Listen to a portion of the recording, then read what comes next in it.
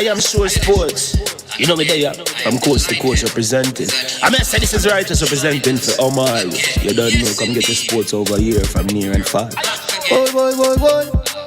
Me say I am sure sports, one thing me sure about. When me say sure, that me not doubt.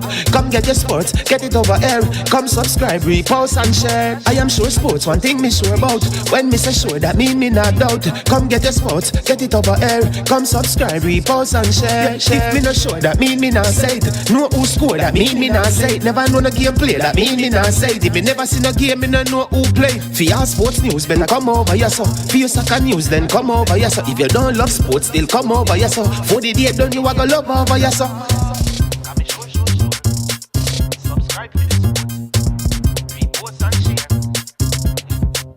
So when it comes on to behavior concerning football, Jamaica is decent.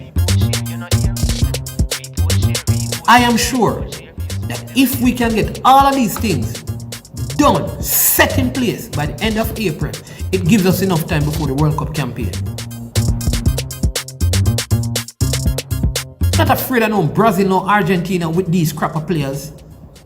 We are good enough. Remember, like, subscribe, share. Listen, comment, let me know what your thoughts are.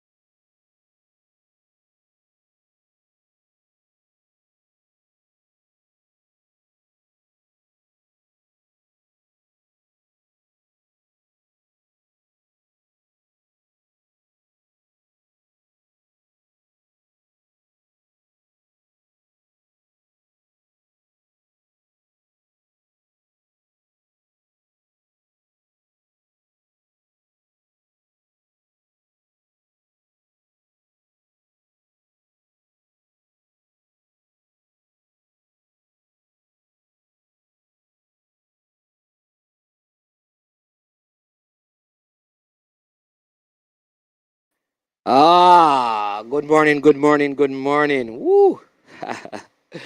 Welcome to I Am Sure Sports. Need to get through some very preliminary things and then we'll get in. Number one, let me give you, before you even pick up the sponsors or anything, let me give you some stuff. Number one, right?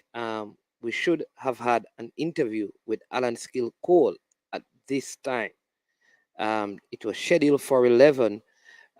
Everything was set up, and then we had some difficulties. So we are trying to work it out that we can have it at some point today. We want to make sure that it is done properly and done good. And like I said, we had some issues, so we are going to have that. So let's see how it's going to work. But some challenges on the technical side. We worked tirelessly throughout the morning and to kind of get it going, and then we had some challenges. So let's see if we can get that sorted out. And so we decided that we would shift up our programming by having our post-game show, and then we can go to that interview. And then we have a Guadalupean who will be interviewing later today along with Freddie Butler. It's going to be in French. That will be the language of the interview, but we'll have interpretation for you, so you'll be better able to understand what is being communicated. It's about football in philosophy in Guadeloupe, in opposed to Jamaica, and how we can get transferable principles to change stuff. All right. Secondly, and also important, that we had one of our legendary coaches that we had set up to do an interview with. He wasn't doing well, and he passed yesterday, and I mean it's gut wrenching, right? I mean, because we set this up, and I just want to say to persons out there, right? Whatever you can do now, don't delay it. All right, don't delay it. And so we express our deepest condolences to the family members of Mr. Foley's Williams, legendary coach down there at Rossi. So many years he worked alongside good footballer, good coach, worked alongside Emerson Diggy Henry. And we had a schedule where we were supposed to interview Emerson Diggy Henry and then Follies. That was the order thing. We spoke and we did all of that.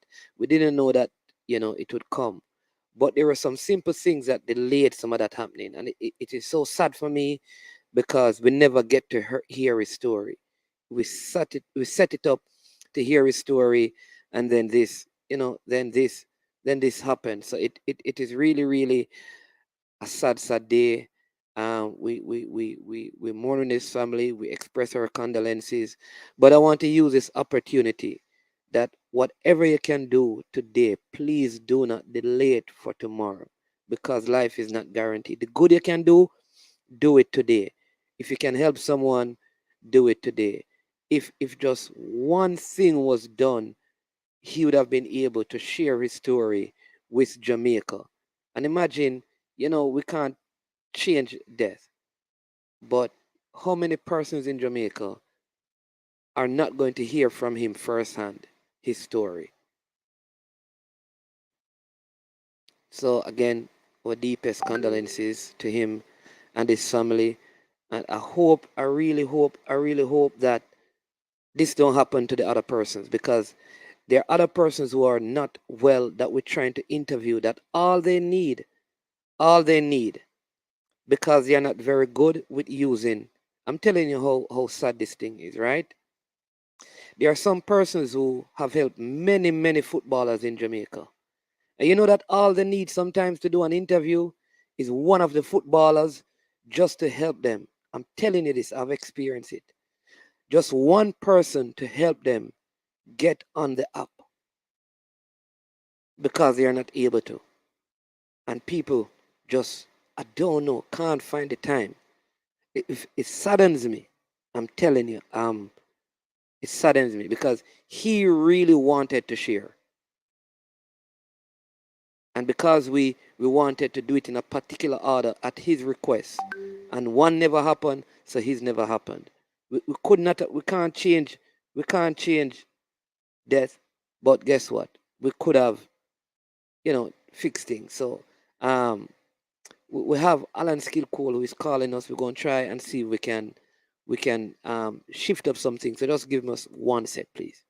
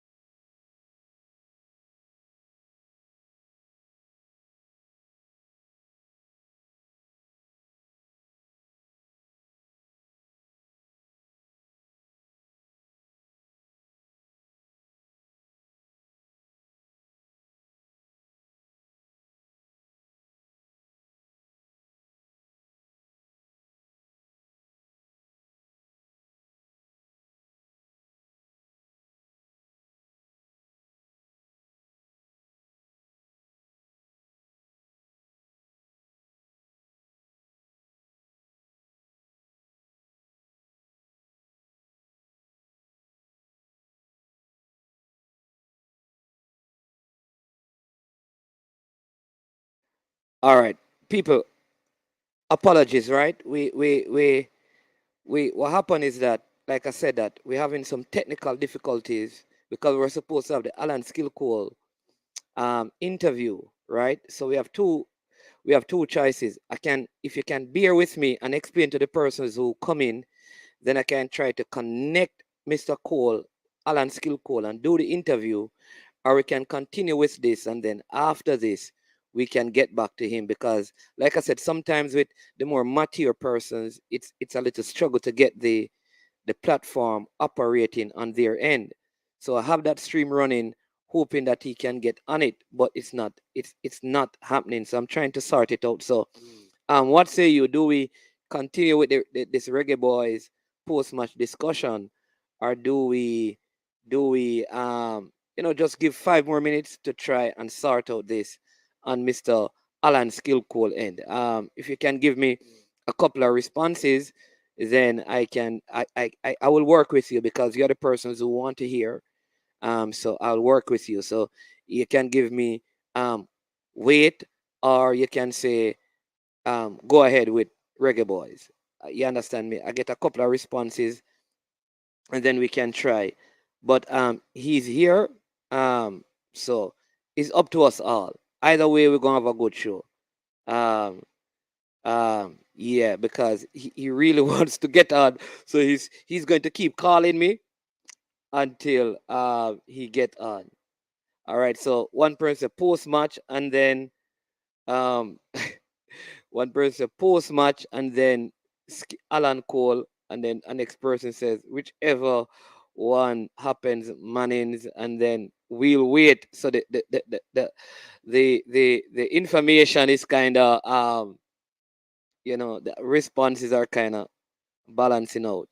But all right, so let me just take this time to say a big thank you to the sponsors of this video. Prestige Finance, lending a helping hand when you need them most. You can call Prestige Finance at 876-884-7390, and they will give you a loan of up to $100,000 today. Same day processing, no processing fee, and you pay 0 to 4% interest rate. Also, want to say a big thank you to Launch Legacy. Launch Legacy, handle risk and seek legacy. For all your personal insurance needs in Canada and the USA, visit launchlegacy.com or call or text 647-989-0782. In fact, on the 10th of February, Launch Legacy will be having a major financial webinar on our platform. And so, yeah, we will be having that. Um, yeah, for you wanted to be a part of that. All right.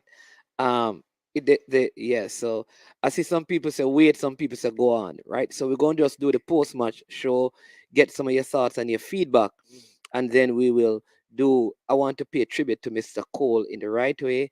Going to see if I can get someone to help him to get onto the platform, sort that out. All right, so we're going to work on the background in that, and in the meantime, we're going to do our Reggae Boys preview show.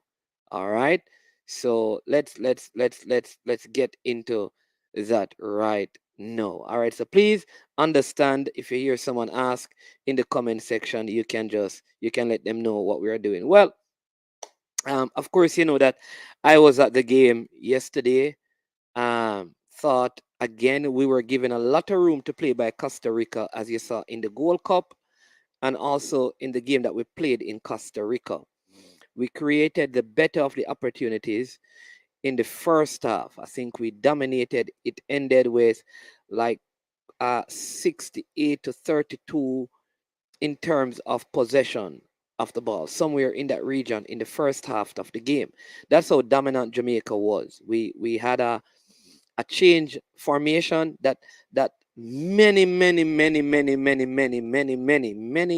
persons on YouTube, not just the vloggers, but the persons in the comment section, they have been suggesting that we use a back three, a back three.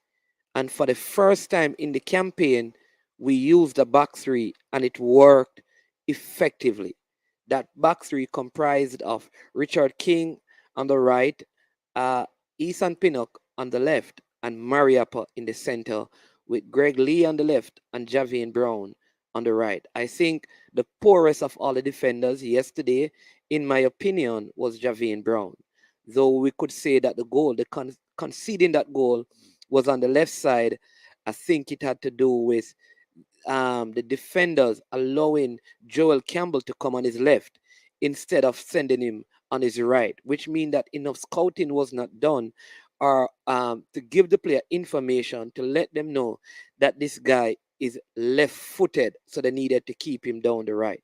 The midfield looked a whole lot better, especially as Ravel Morrison kind of dropped in a more defensive posture, coming deeper to collect the ball.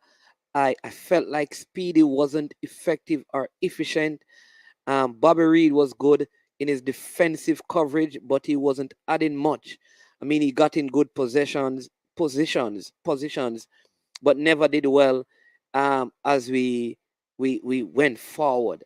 And I thought the combination up front with Mikel Antonio and Andre Gray was not the best.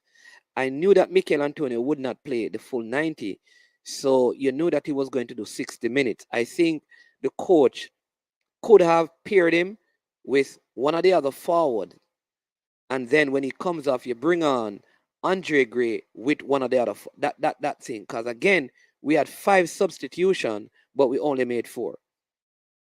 I can tell you what happened. All right, do you want to know what happened? Why we didn't make the 5th substitution? People, I can tell you. I can tell you that no, but I mean, you have to hit the like button. People, you have to hit the like button. I can tell you what happened. I have first-hand information as to why the 5th change was not made. But you have to hit the like button. I'm going to try what my friend Ryan tried. Hey, enough, hit the like button. I put some money on the board. Don't worry about it. All of those things. But this shows that there is more changes that needs to be made to the coaching staff. We only made 4 changes, and I'm going to tell you why the 5th substitution was not made. Hit the like button. Hey, me not breaking information. That's Ryan Senator. Ryan LFC, how it go? Breaking information. People. What people? I wanna go on. Don't play with the thing, people. Hit the like. That's Hey Demo, and don't cut this clip and go and put it on Ryan.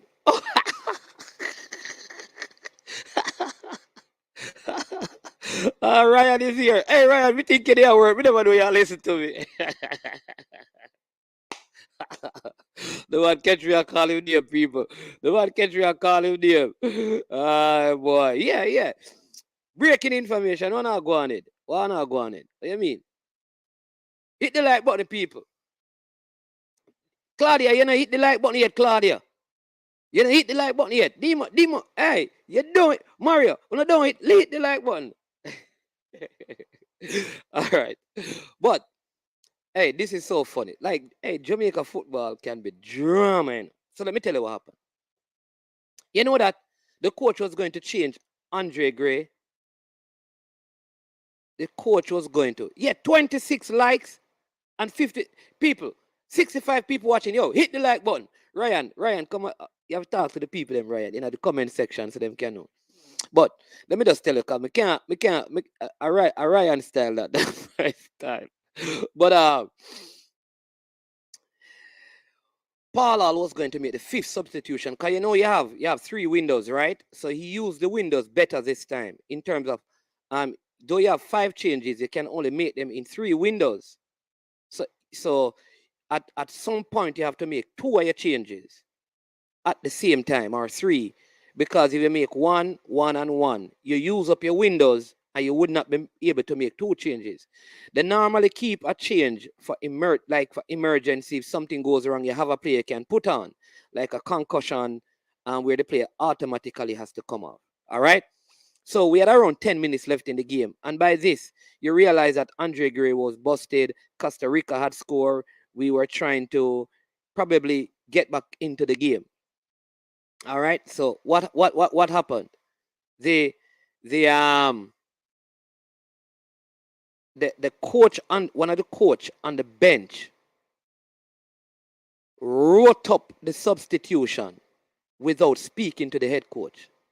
He started calling the head coach, telling the head coach to put on the player. He sent the player to go and warm up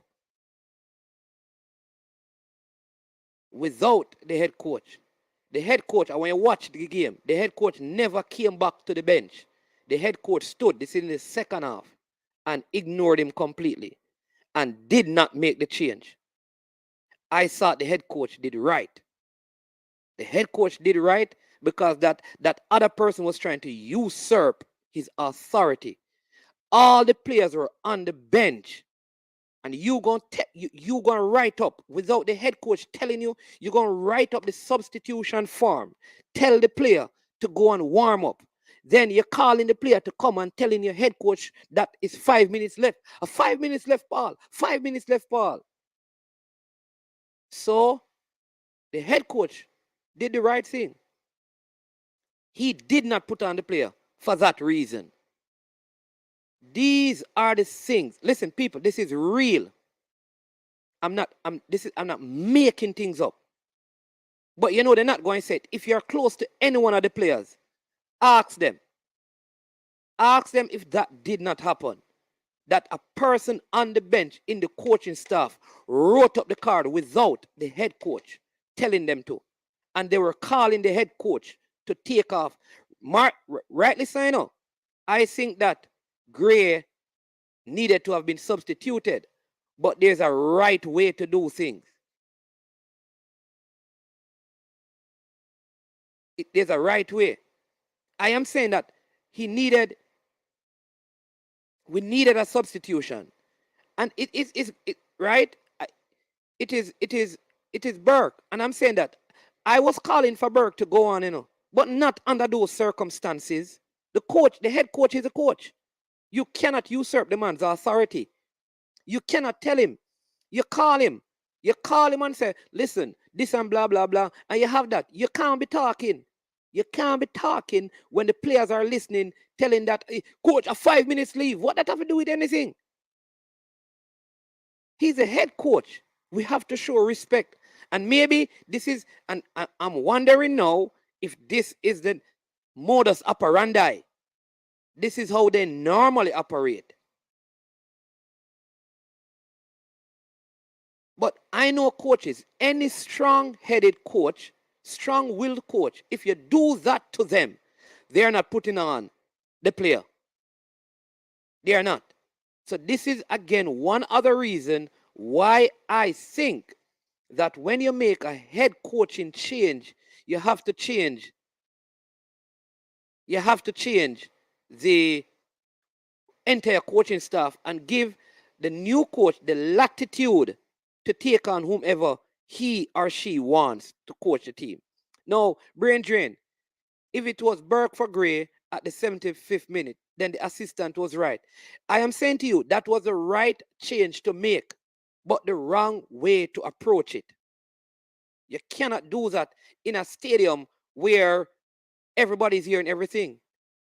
It is the right change. It is unprofessional. Remember, you have Mikel Antonio on the bench by this. You have Daniel Johnson. You have all the other players on the bench. You have Mikel Antonio's team manager. So it is, I believe it would have been the right change. So here's how it worked to the detriment of the team. The head coach wanting, watch this, the head coach wanting to establish his authority chose not to make the change, though it probably would have benefited the team. So at the end of the day, everybody lost and nobody won.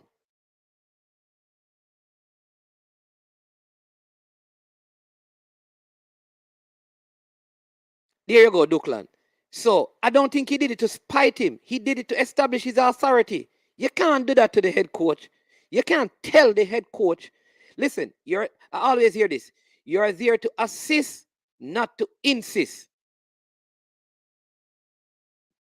This is saying to me, if you believe that you can tell me what to do, you don't rate me as the coach. Or, like I said, maybe it is regular practice. Remember, I am saying, it is the right change because I wanted Burke on because I thought Gray wasn't giving us enough. But I don't think that was the right way to deal with it. It was not the right way to deal with it. Correct, Kirk Steele. Who is Paul Hall? Well, I don't know. So there are two coaches, and that going. One is Warren Barrett. The other one is Meron Garden.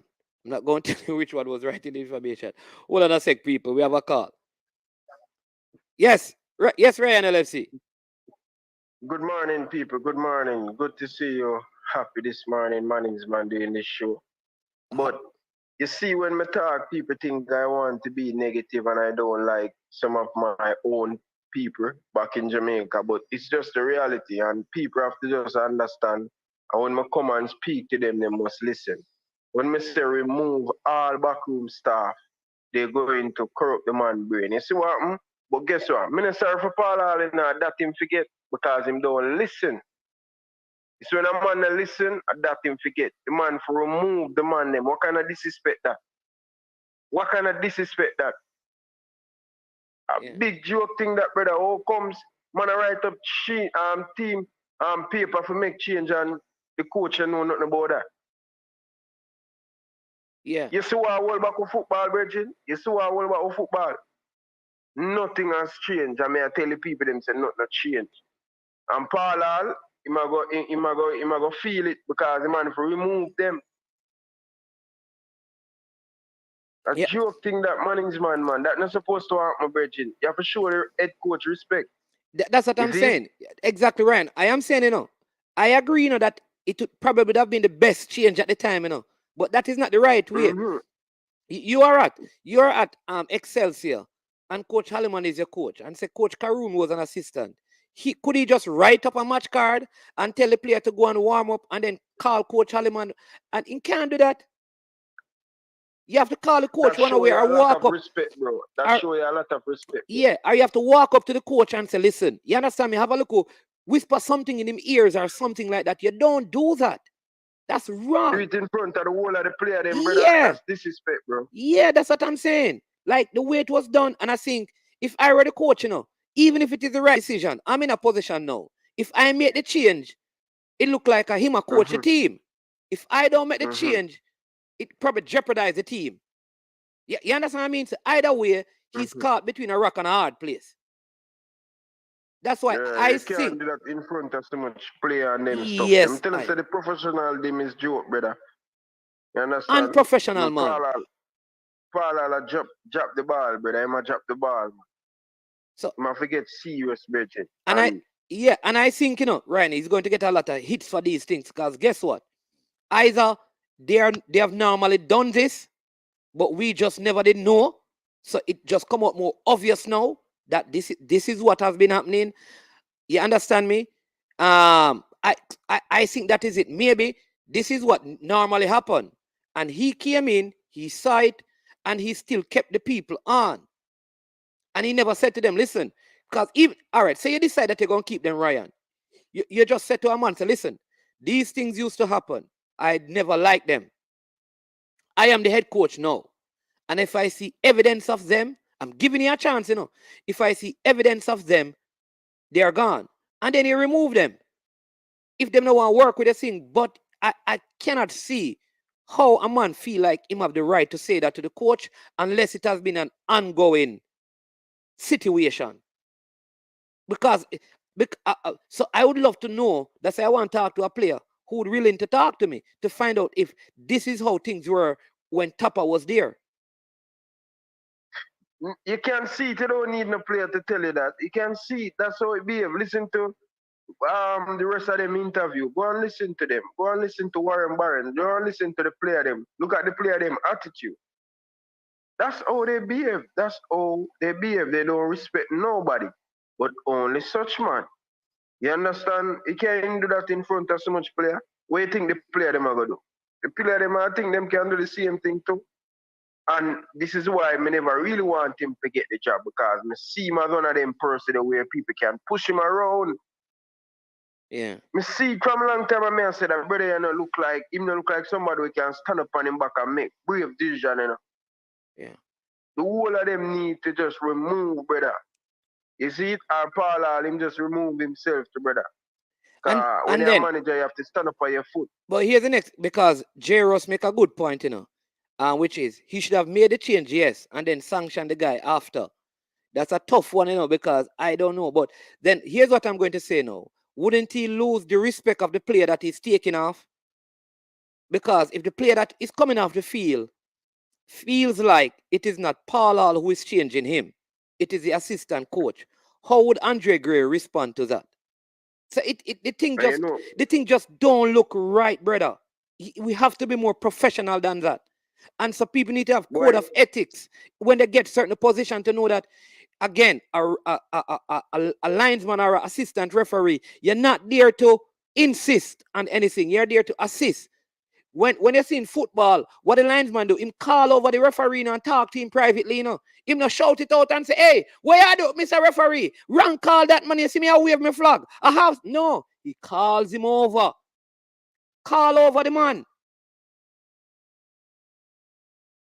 Go ahead, Ryan. Yeah. Jairus, sorry, I have to disagree with you on that comment, brother. Paul, I'll do the right thing, because that's going to cost more fuel. Play up on the bench, go and see that and tell Andre Gray. You know, says not Paul, I'll make the decision for Carly. And you don't know that Andre Gray and the Reggae Boyz team. We know what behind the scene, and it's just a bit more chaos and things, Bridget. But all me as a management going forward for us to improve as a nation, we need whole soul changes, brother. And it not suppose whole soul change suppose not only the coaching staff, but the people them ahead who are lead the football. We need changes. Something have to be done for us to go forward. Too much now, man. 2002, 2006, 2010, 2014, 2018, 2022, and Mind Sharp 2026. We miss out again another World Cup. What has changed? Nothing has changed. And this is a joke, brother. We need to act fast. Changes must come in the coaching staff, in players, and upstairs. We cannot go forward if we don't get changes. It's going to be the same thing over and over and over and over. That's all I say. But Paul, sorry, brother, you must get where you are. You must get it. Because I tell you, say, change the man them. They are not good for you. They don't want you to be successful as a manager. You need to get people who want the best for you and the best interest for you, going to look out for you. But anyway, management, go around the show. Yeah. 15 minutes. Yeah. You have me have to go purchase some of the they hype up the fans them thing from you, you know. I don't know if you do it, you know, sir. People stop playing game, man. People don't like the video, man. Get this video to 100 likes, people, man. John, bro, I don't know why still, but when we look at every Jamaican community, the people them like the video, and there's only in the football you feel big. Yeah, it's true though. But, yeah, man, bless up, Ryan. Thanks again. Yeah, big up. Yeah. People want to stop. Big up people. No love and respect. Like the video people. Yeah. All right. I know some persons are saying that maybe it was the pre-match plan. Listen, how it played out, it never sounded like it was a even if the change was supposed to be pre-match. Obviously, something changed. So you still, as an assistant to the coach, must call him privately. You cannot operate that way publicly. I'm not advocating for the assistant, but I'm to lose job and thing. But I think somebody said it earlier. Paul said it earlier. That is a general thing in society. We don't have any respect for people in authority. You cannot do that. You're usurping the man's authority, and you put him in a position that if he makes the substitution based on the circumstances, it's undermining his leadership. in the eyes of the player. It has to be done. You call him, you walk up to him. You don't write up the thing because you still have time. And we need to get past that. We're going to talk about some good things that happened, right? But that's it. That's it. Where that was one of the major things that I witnessed there. All right. The other thing you'd have heard by now that a couple of Costa Ricans played with COVID. But I don't think this is going to affect the points awarded in the game. They may be sanctioned heavily. And I think the Costa Ricans knew the rule well. They knew the rule that the only thing that FIFA can do is fine us. So they will be fined possibly for breaching the rules. And they pay a hefty fine. But I felt like, or I believe that they were willing to take that risk in order to qualify or stand a chance of qualifying. They were willing to take that risk.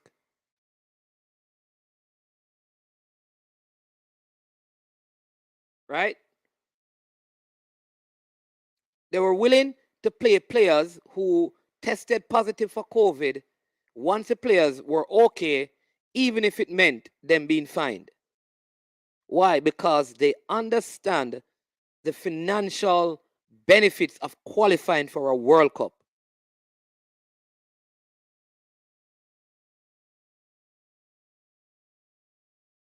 And so they won. So the reward, the risk was worth the reward. I think that there's going to be serious sanctions for them. But I don't see any way that they're going to forfeit the game or deduct the points from them and give them to Jamaica. And this is where now I think if this were under probably a borough administration, because of how high up he was in the FIFA stuff, he probably could have used his influence to have things altered. I don't think we have that kind of leverage with this administration to kind of change stuff. But you realize that these nations take this thing seriously. They knew that the player had COVID. They knew he wasn't supposed to play, but they still went ahead and played him. I am sure that Jamaica would not do that. Jamaica would not take that risk. And this is where now Cardell, I agree. Because what if, not only that, what if, God forbid, one of these players who is supposed to go back to the UK test positive because of these players from Costa Rica? Could there be lawsuits? What if someone, a young player, probably supposed to go away, probably a Lamar Walker, Peter Lee Vassell, or Richard King, and he tests positive, can't do it, loses out on a contract? Could there be other sanctions placed on the Costa Ricans outside of what CONCACAF, I think, will do in terms of finding them?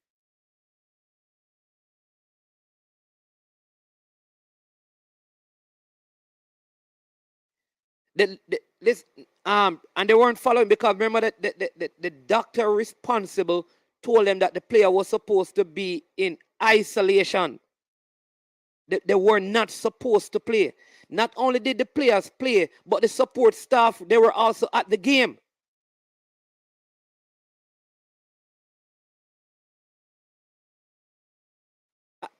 I don't, Antonio Rogers, I don't see any, how they get the 3 points. Like I've heard of players playing with COVID and the teams have never lost points. Like, so, knowingly, I don't know. Somebody can probably tell us the rules. Is there anything in the rules that says if you breach the rules in a COVID case and it is proven you will lose points. If the rule says sanction, then they can only probably fine them. No, brain drain, they can't be following local, because I'm telling you, the local medical expert told them that they weren't supposed to. My thing is, how did they get into the stadium on the field? Somebody wasn't doing their due diligence. In other words, all right, you remember when they originally you had to do COVID tests and all of those things. You had to present it. So if a player got tested, shouldn't the COVID marshals stop the person from even entering the stadium? Because any media person who goes near to them, is in problems,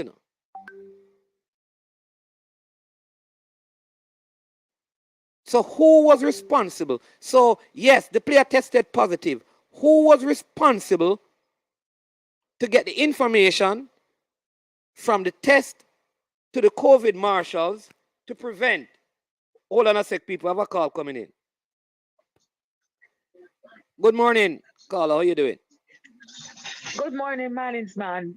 Pardon the interruption, Yeah, man, but go this ahead. is not just breaking of rules. This is putting people's lives, people's health at risk. Yeah. And therefore, not just our organization, FIFA needs to do something. They need to not just be just a slap on the wrist. They should be seriously sanctioned. I'm not advocating that we get 3 points, but I'm saying that they should lose their 3 points because they not just put themselves, but you're a guest in a sovereign nation home, and you come to put our people at risk. Yeah. This is a diplomat. This is not just football. This is a diplomatic breach. Yeah, that's a very good point. And then remember, people who are fully vaccinated, who have taken their boosters, who have no COVID, cannot go and watch the game. And a player who tests positive for COVID was allowed in the same stadium to play. You're right, Claudia. Yes, this is not just about football. Remember our COVID thing. They are coming into our country. This is on a diplomatic level. This is a serious breach of protocol. If they dare done this to the United States, you know what would happen? All right. But we're not the United States, but we are still a sovereign nation. But Brain Drain is saying, Claudia, that there are players that are asymptomatic and they're still playing COVID. They're playing games, but they're asymptomatic. Is that so, Brain Drain? In what sport? People have COVID and still playing, who knowingly have it and they're still, because this is thing, Yeah, but what about our COVID laws, the one that our government has implemented? Yeah. All right, so a couple of things. You're right, Claudia. Hold on, let me say this as well. Number one, they knowingly, because you can be asymptomatic, but nobody, you don't know, and you have not been tested. This is different. This is different because they were tested and it was proven. They knowingly, right? Here's what, and then Paul, listen to this, Paul, Claudia, because Paul just said this. Said, Mannings man, correct me if I'm wrong on this. Didn't Brazil officials interrupted their game against Argentina because of a COVID? Thank you. There you go. Interrupted it. What happened? Was the game played over, or did Brazil get the points? Actually, the game wasn't played. It was completely called off and rescheduled, I think. This is ridiculous. This should not be allowed to stand, and this should not be taken lightly by the Jamaican government at all. Yeah. Because I'm not advocating just for points. I'm saying that these people disrespected us. I mean, How would you feel if you invited someone to come into your home and they just come in there and violate everything that is? I mean, come on, that is beyond. I mean, FIFA must step in on this one. I think so. I think I say even if we don't get the points, but it must be, you know, it can't be. It can't, because listen, I I'm am just sure thinking these guys, the English guys came here. They had to go through protocol, COVID protocol to come. Kevin Stewart, watch this. No, Kevin these guys Stewart. are gonna Listen come this. on. This is You know what? Kevin Stewart could not play. They were even saying to him, listen, I ended up taking a picture with him. The COVID persons came and stopped us and said, you're not allowed to take any picture or post them. You can't post the picture because he has not completed his quarantine time. So he should not even be taking the pictures. So now I cannot understand how a person tests positive on arrival in the island get in the stadium. this is real, and our government specifically stated our COVID protocol. Why people weren't allowed in the stadium?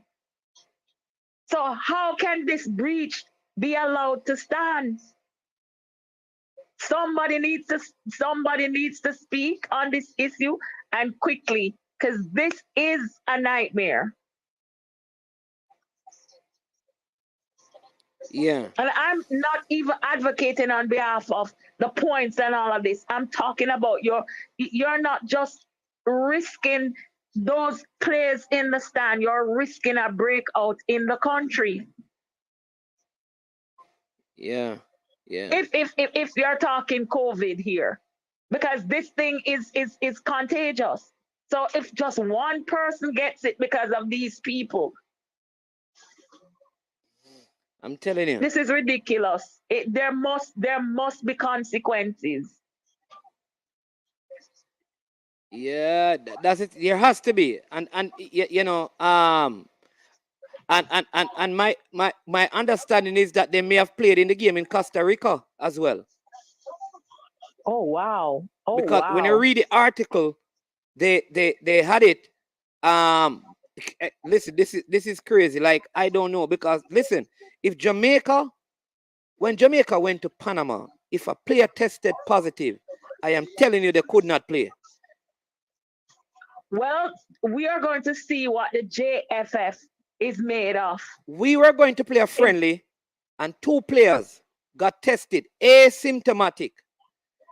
Alex Marshall, and the other one, the goalkeeper Dwayne Miller, and they were not sent. It so happened that there was an error when they went into Peru.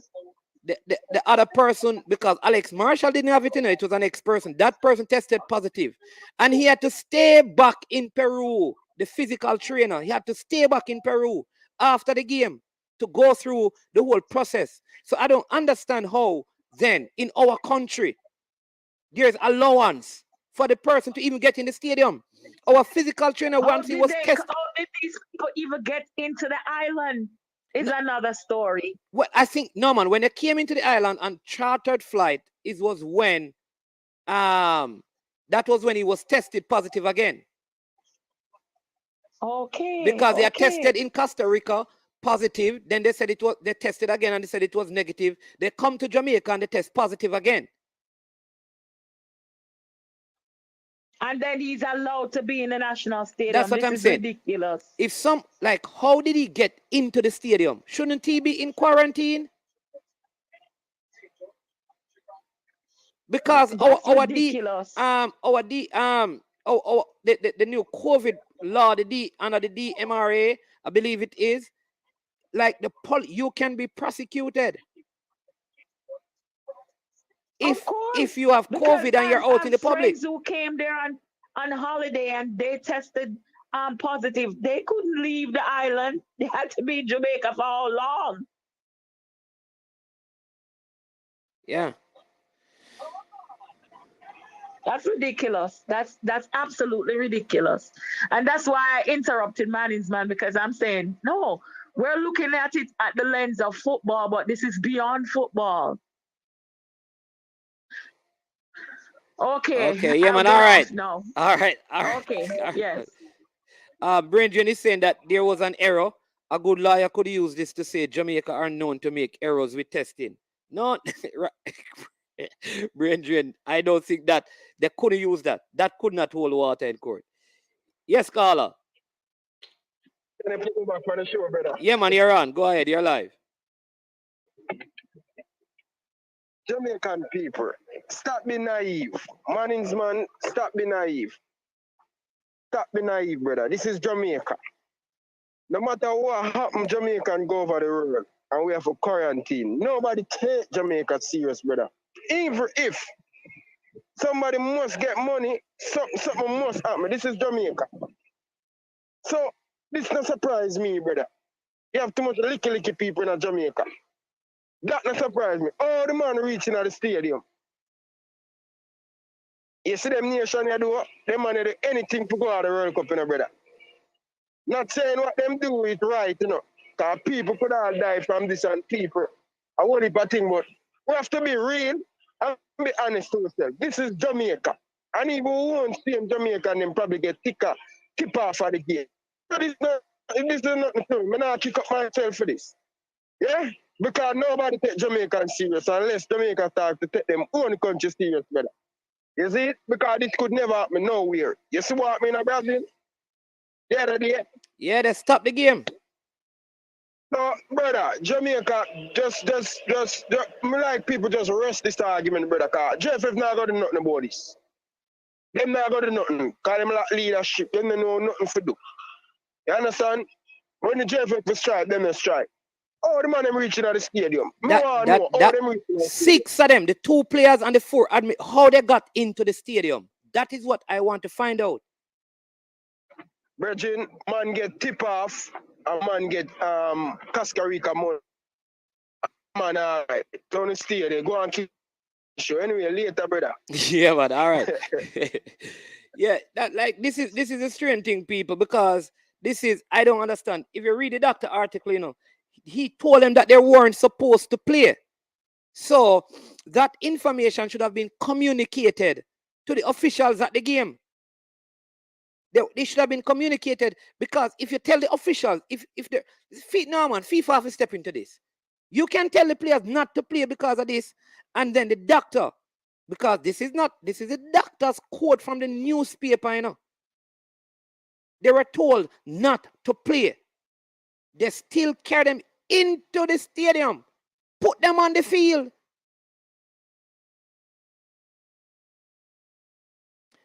Right? So I hope the process is that they are fined, and I personally believe that they knew it, and they knew.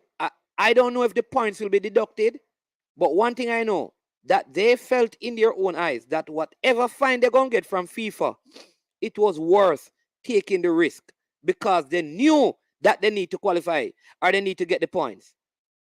And I think something serious must be done. Something serious must be done. Because if this were Jamaica, you'd hear that our stadium get banned, our this get banned, our that get banned. This player cannot play for the rest of the. All of these things, you cannot have a situation where the person is told not to play, and you go behind the doctor's back.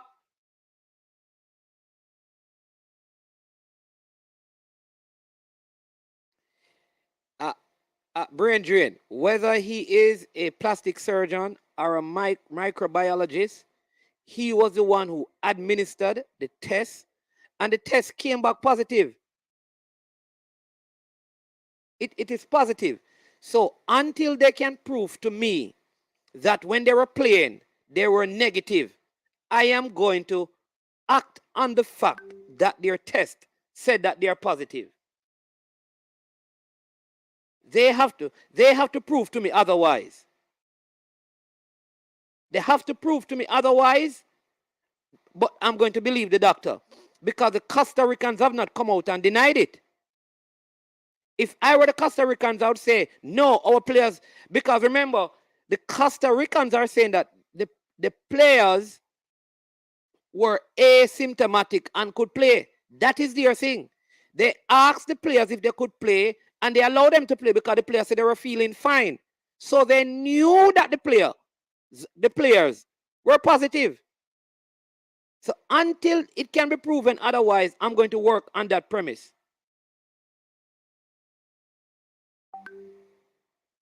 Why the doctor didn't tell Paul Hall and staff? I don't know how that part goes. Should he have told them? Yes, Carla, welcome to the show.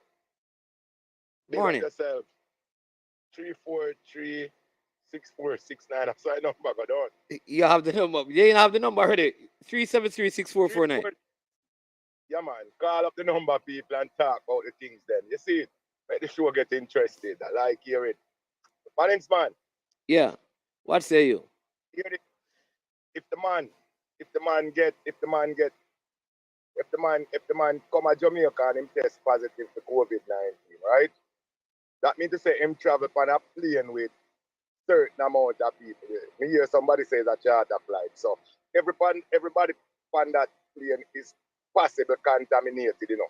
There is no way that one person after that plane should come off and end up in our national stadium, you know. After me see it, you know, because them all fly on the same plane. So the same breath are blowing at the plane. It's just like when we see one person on the cruise ship get sick and the whole place sick off, the whole cruise ship sick. This what me I say. So I don't think you can blame the Costa Rica them to try a thing. You have to blame our people them down at Jamaica to allow them to come in after them find out say them people are positive 1 or 2 days ago and enough time now they have to quarantine. But have to put off the match and do something else. Especially nobody now coming at the stand. So different, you know what kind of earnings are come out of that. Where come out of that thing? Yeah, listen, I agree. Where I agree with you is that the doctor should have this is what I want to know. What did the doctor do with the information? Did he just, or I don't know, what is the privacy issue? Is it that, is a doctor allowed to share this like to other persons, seeing that it is the doctor is like, you know, that there's a privacy clause with people test. So, yeah, but there's no. Is he guided by that? I don't know. If a doctor is in here, can tell us, is a doctor guided by that? And he couldn't like share the information with anybody else, but he could talk to the Costa Ricans and say, listen, he's not allowed to play. Now that they have broken that, he can come out and speak because it put other people at risk. But I don't know. Yeah, go ahead. The whole of them people that were involved with test them people that were coming right now. Anywhere else but Jamaica heads rolling right now. All of them are there from top to bottom. Because as I said, there's no way you're letting people with sickness in the country, brother. Especially so all way you are going to say no. And there is no excuse, no way around it. A man test, if me come to Jamaica right now and me test positive for COVID, me have to show my vaccine card, which I have.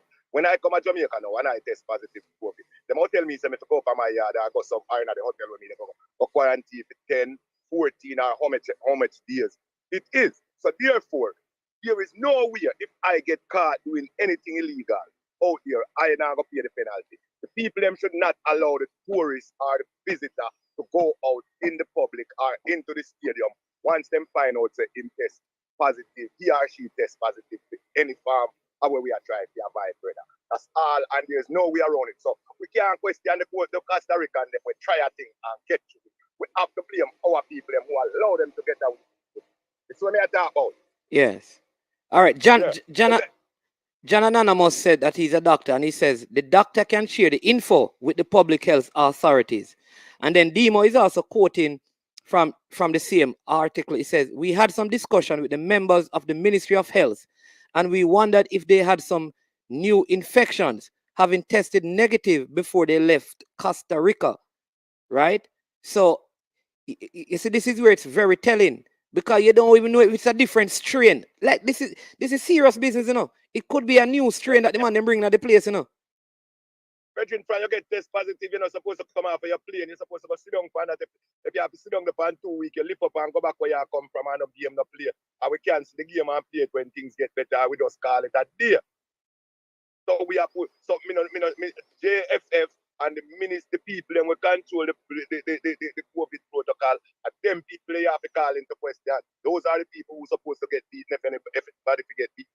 And them need to come to question now and come talk and the I am sure sports and tell us, the people who concerned, what's going on, why you not allow that? And you can't allow the little girl and the little boy them to go to school, and you can't allow a man to keep on party and them thing, but you can't allow to let some people from Costa Rica to come in the country come knock a late. And those are the problem where we have it, brother.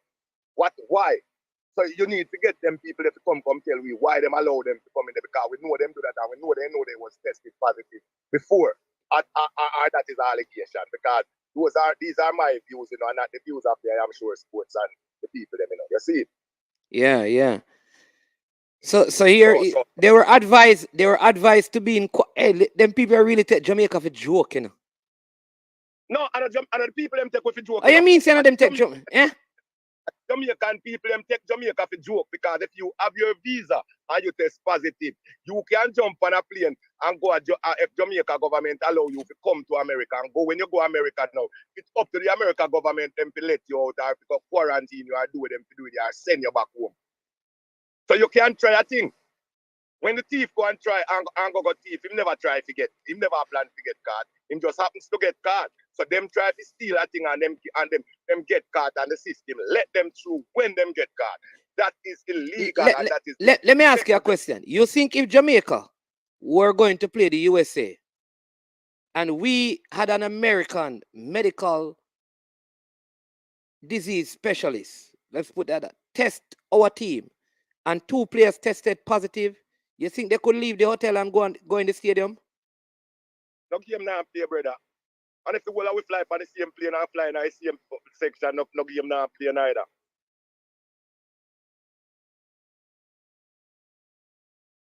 Then that happened in Brazil the other day, so you don't have to question it. If Brazil do that, America more stricter than Brazil. You know, do you think America going to make we come in with a plane load of people and one man test positive for the plane when the whole week they're traveling? I see them coach and come play, brother. Well, somebody just said, listen, what is going to happen is that the JFF can only launch a formal appeal, and then based on that, then the FIFA or CONCACAF will take a thing. But you see, if when this came out yesterday, if I'm the ministry, I think they know them money are still at Jamaica, and I lock them up, you know. Watch out, man. Yeah, man, I lock them up, man. What is Jamaica? A JFF gonna file a formal appeal for? What you mean? What appeal? Because they were told not to play. So they told not to play. Well, here what happened. This is why I'm telling you. You're still at that about the Ministry of Health are the people them who with the Ministry of Health have a test them out at the airport. That them are the problem. If they was told not to play, why they let them out to play? They should have tell JFF and tell the people them so these people sick and these people cannot play, so we can't put them out. We have to quarantine them and them have to go back home. All right, so here. All right. So here, yeah, man. Here's what the Costa Ricans. Here's what the Costa Ricans are. I will listen. Somebody else wants to talk. Yeah, man. All right. Person who will call, I don't know. Somebody else was calling, so you can call back. The Costa Ricans are saying their argument were trying to put forward was that these person that tested positive some weeks before, so they're trying to say the positive test was lingering from that. Then leave them at Costa Rica. The doctor continued to say, I don't know what we can appeal. This is Dalton win, but I am sure I'll be sending something to FIFA to inquire as to why this happened, because this is an absolute breach of the rules. That's what Win says. As persons can test positive for weeks after contracting COVID, even though they're not infectious, but they can still pass it on. This is the issue, you know. And I understand that this is a point where people can pass it on to others. Let me tell you what happened. They had those positive cases from the last game, and it's easy to get fake COVID tests to show. However, the thing is, since the infection, they have had negative tests. Okay. So now that they have tested positive, that's a new infection there. Ah, Jesus. Let me get some more of these comments. Only we alone accept them. Yo, fire, we can't cause about what they understand me. COVID protocol change every day. In America, you only need to quarantine for 5 days and you can go back to work. But there was no quarantine time. Brain Drain says in this case, PCR positive means dead virus, no infectious risk. Okay. Boy, well, let's see how this one will pan out.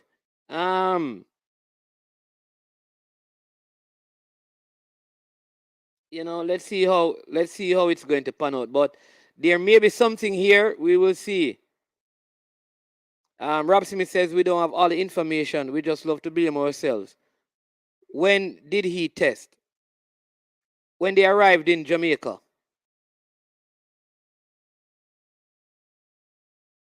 When Costa Rica arrived in Jamaica.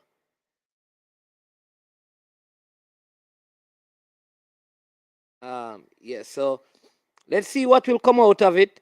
What failed to mention the ineptitude of the Jamaican authorities. So, Wind failed to, Wind, yep.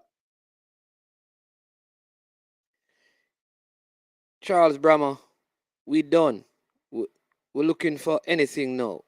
Like I'm saying, it's not even like, listen, like Jamaica don't deserve, based on what they have done so far, they don't deserve to be in it. But rules are rules at the end of the day. Even if we are done, and we can't qualify, because I don't think this would even help us to qualify. We are done. But rules are rules. We are talking about the risk to people's life. I'm not saying this because I want us to go through. I'm saying this because at the end of the day, if it were the Jamaican team, it would be problems. Look what Australia did to Novak. Right? So it's not about us getting the points. It's that, if it were us, what would have happened? If it were the Jamaican national team, you think Costa Rica would have allowed Mikel Antonio to play?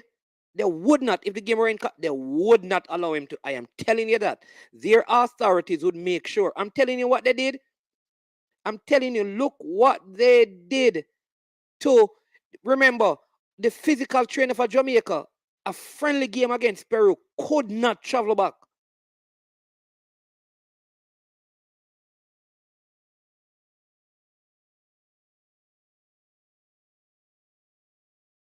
Jesse, where you get Jesse, you get that from? Dapper agent, bless up. The administration that handled the match card should have been advised of the positive result. If the Jamaican administration had worked and did not inform anybody, they are to be blamed. All right. But I think the big thing is that, like I said, the doctor who did the test told them not to play. The amount of appeal Mr. Rick is making, I have to wonder if it's football.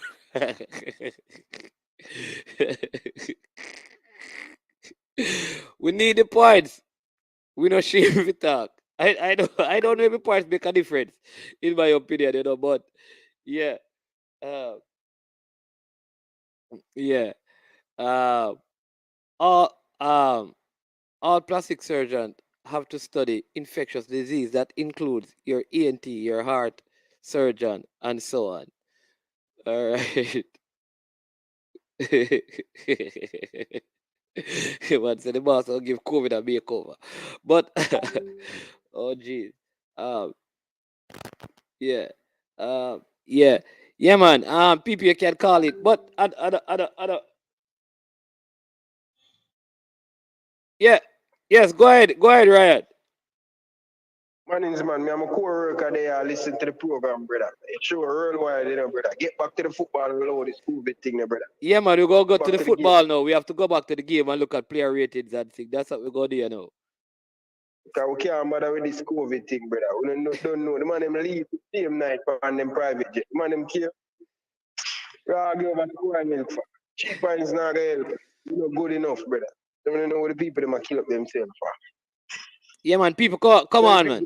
Yeah, hit the like button. Hit the like button, man. Good content and things. So we're gonna look at, like Ryan says, we're gonna segue now into the 11 and the game and look at the player rating. So we're gonna bring that up now so you can see that. All right, Ryan. So look out, we're gonna talk about some football now. Yeah, watch it, brother. All right. You know the money to strike the video. Yeah, man. All right. Best up. All right, so people, yesterday we played, like I said, the 3-5-2. I want you to know that Costa Rica came here to try and score just one goal. That was their game plan, to sit behind, give all the possession to Jamaica and try to score one goal. They played with a 5-4-1. I'm going to show you the stats, give you the player rating, and the standout player, the man of the match, are the player with the best stats for the entire game. Is the youngster from Cavaliers, Richard King. All right, so let's see if we can bring it up. Right, so there you go. So Jamaica played 3-5-2. We played a 3-5-2. Costa Rica, as you saw, they played 5-4-1. Right. First time I think we employing the 3-5-2 in the campaign. The team looked a whole lot better in terms of possessing the ball. I was very impressed with that aspect of the game, though I think we should have gotten a couple of goals in this. We didn't, and if you don't score your opportunities, then this is what happened. Not only that, Costa Rica, though they were just using one forward, still created opportunities. It's amazing. I think especially when Mariappa, who I think is a little bit slow because of his age, was in any situation where he was isolated. All right. Yeah, man, super chat working, man. Gunner's boss. Right? So, but a better performance in the first half. I think this is, in the campaign, this is probably Jamaica's best performance in the campaign, in my opinion. The best performance, all right, in the campaign. So this is the lineup. Let's look at some of the player stats. Let's Richard King had 6 tackles, accurate passes 85%. Think he has the highest. He won 10 of his duels, 8 of his ground duels, 2 out of 3 of his aerial duels, played 90 minutes, and he and Keller Navas had the highest player rating. Both of them had 8. In fact, we can look at Richard King's stats by itself. This is a young Cavalier player. There you go. What do you make of his performance yesterday?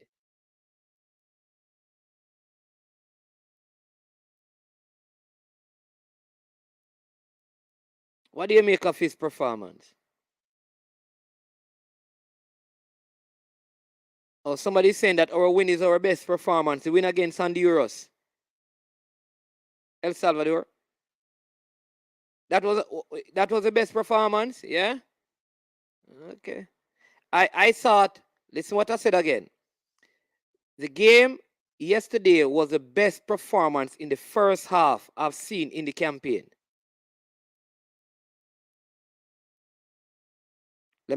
All right, Duckland, let me say it again. This game was the best I've seen of Jamaica in the first half. You talk about the complete game, different story, because I think we weren't good in the second half. But the first half, what I saw, it is the best that I've seen. It's the best that I've seen of the team in a first half.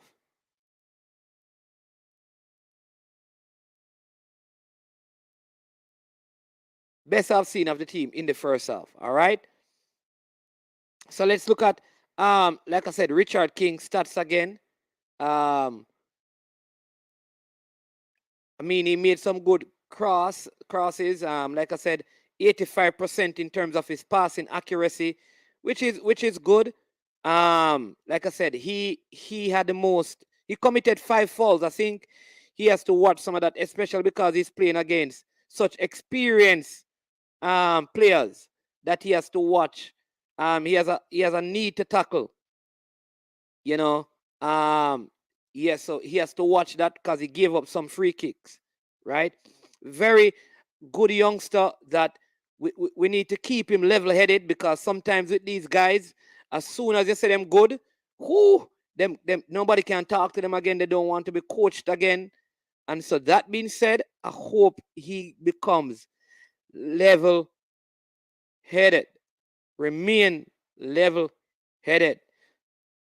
You are nowhere yet. That's one game, one good performance.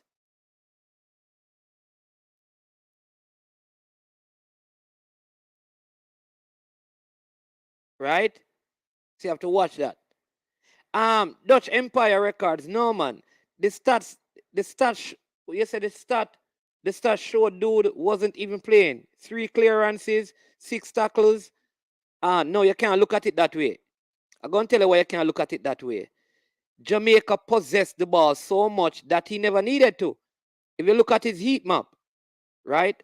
Look, if you look at his heat map, you'll realize that.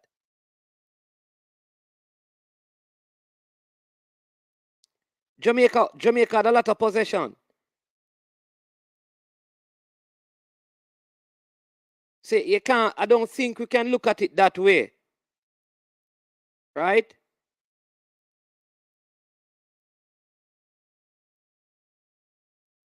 I don't think we can look at it that way, sir. Honestly, because of all the possession that Jamaica had in the game, that's what's gonna happen. Right? Let's look at Mikel Antonio's performance. Played only 58 minutes. Thought this was one of his poorer games. Playing for Jamaica. His passing accuracy was very, very poor. I mean, he had 31 touches, 47%. That's poor. One shot on target. Thought he got a goal when he actually tried to control it on his chest, when I think he should have headed it. I think this was like I said, a poor performance from him.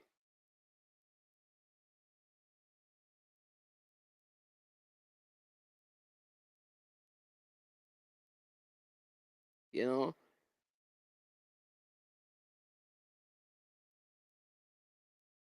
Yeah. But Dutch Empire, why do you disagree? Because remember, in the first half, he never needed to do a lot of tackling because Costa Rica gave us space, and so he was passing the ball. So I don't know. Football is not a no. Players don't really listen. If you watch even club football, if you're watching even club football, players don't make a lot of tackles in games anymore. You know, I don't know if you realize that. How the game is played, it's not like you have 20 tackles. To have even 4 tackles in a game is a whole lot in modern football.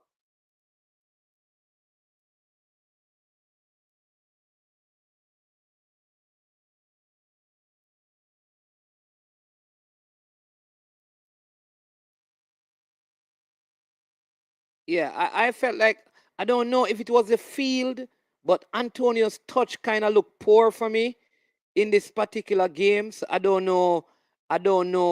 Yeah, I don't know what, yeah, but his touch to me look poor. I thought Ravel had a good game as well in the second half in particular.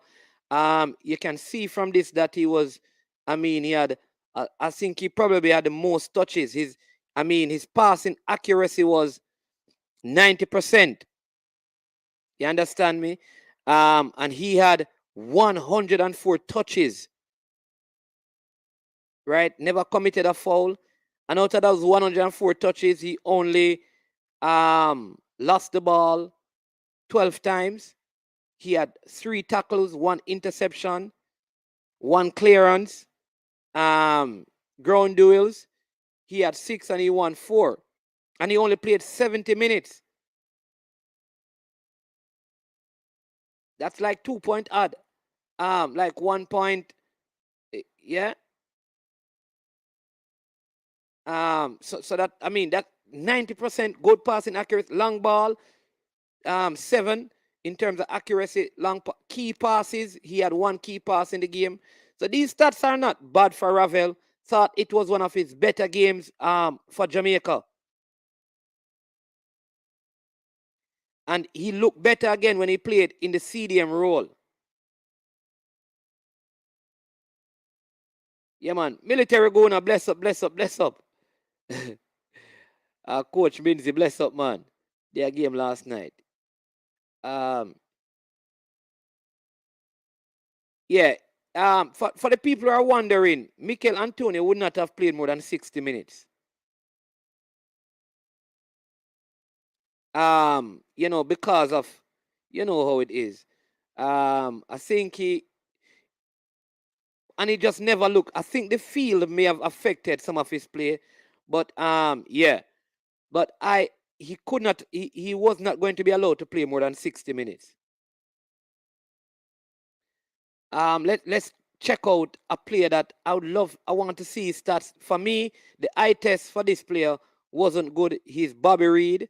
So I don't know. Sometimes when you see the stats, you know, everything is different. This is Bobby Reed, 70 minutes.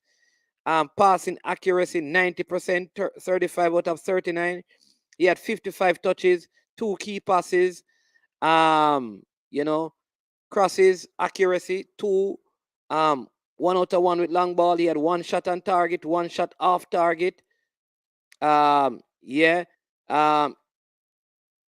He lost possession 13 times. He was fouled once, 1 interception, dribble pass, tackles. I don't know. I don't know. Maybe I am judging him too hard. This is, you know, 7.0. I don't know. I just felt like Bobby Reed could have given me some more.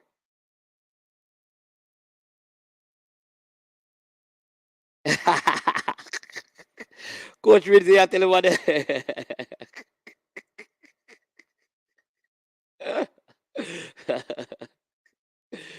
people there's enough watch football with me after. Coach Rizzi, yeah, go on.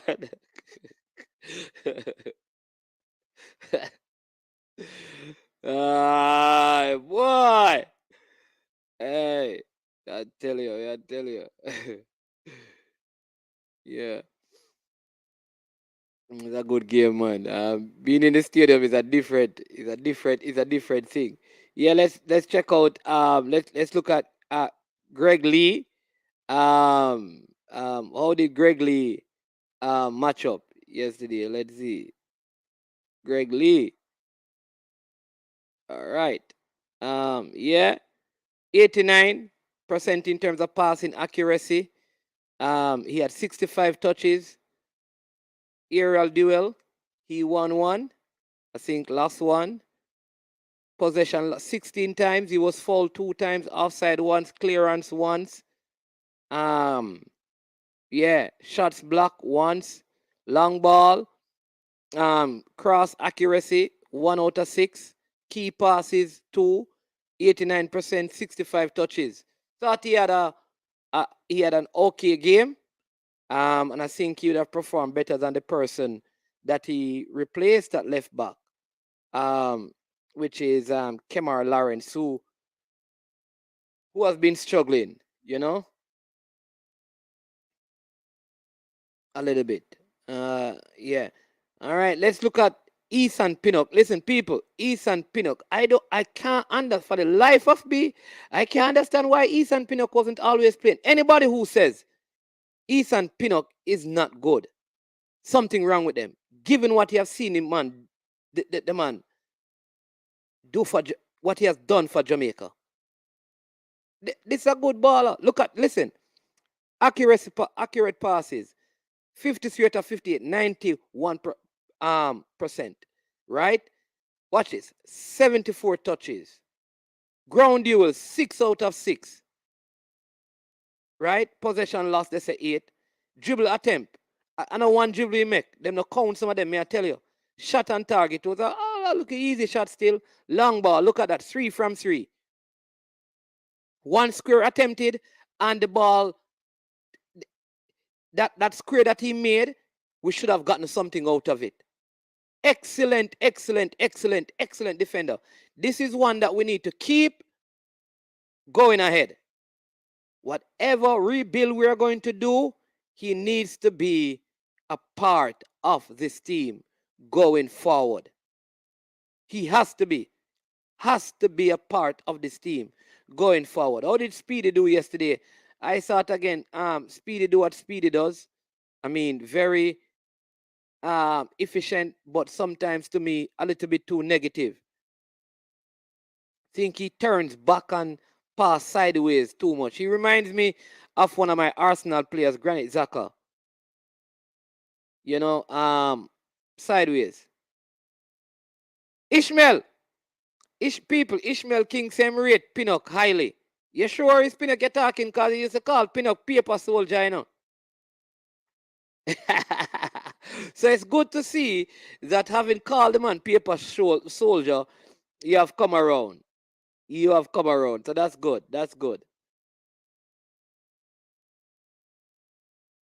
Yeah. Yeah, the goal. All right, let me tell you what. You know, if you go back, listen, you see, sometimes it goes, we see the final play. All right? You remember that the game before this, right? We conceded a penalty and the goalkeeper saved it. And almost right after that, they came back and scored. This game, they got a penalty.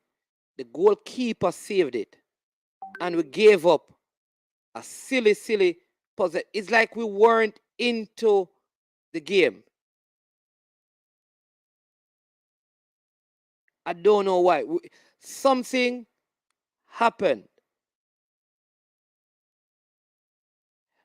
Because that game caught even spectators off guard. I think Lee and Pinnock, I don't know if the scouting report wasn't given to them. You have to send Joel Campbell down on his right foot. They allowed him to come in on his left. And so I will have to blame the communication between them broke down. Right? Man, even though we lost last night, the Reggae Boyz played one of the best games I've seen so far throughout the campaign. I would say the first half we were a quality team, which brings me to this point. Are we a fit team? Because we struggle in almost every second half. We struggle in almost every second half. So maybe we are not the best physically conditioned team. The Greg, Andre Blake? No, man, you can't blame Andre Blake, man.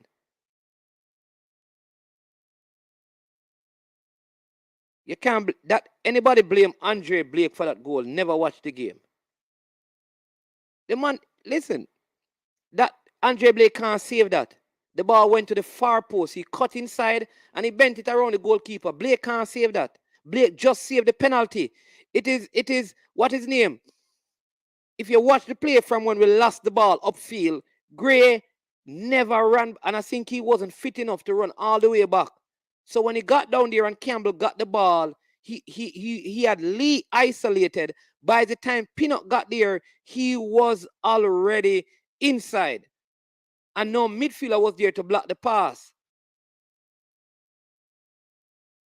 And what I think happened is that the substitution of Speedy and bringing on, what's his name, Kevin Stewart, the team wasn't settled. The team wasn't settled. But there's no way that we can blame Blake for this goal. No way. And one thing I want people to realize, all right? I'm going to show you something. We complain, and I've done this to complain about Blake and his distribution, right? Rightly so. All right? Look at this game. Was there any difference with his distribution? All right, 90 saves, 4 saves. No punches, no duels, none of those things. Long ball, 2 crosses, 75%. 6 passes, and only 2 times he failed. Of the 19 touches, 1 save from inside the box, 3. They break it down. All right. Brings me to a very important point in football.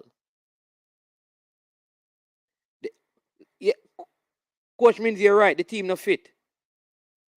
Team unfit. Either they unfit or they're training too much.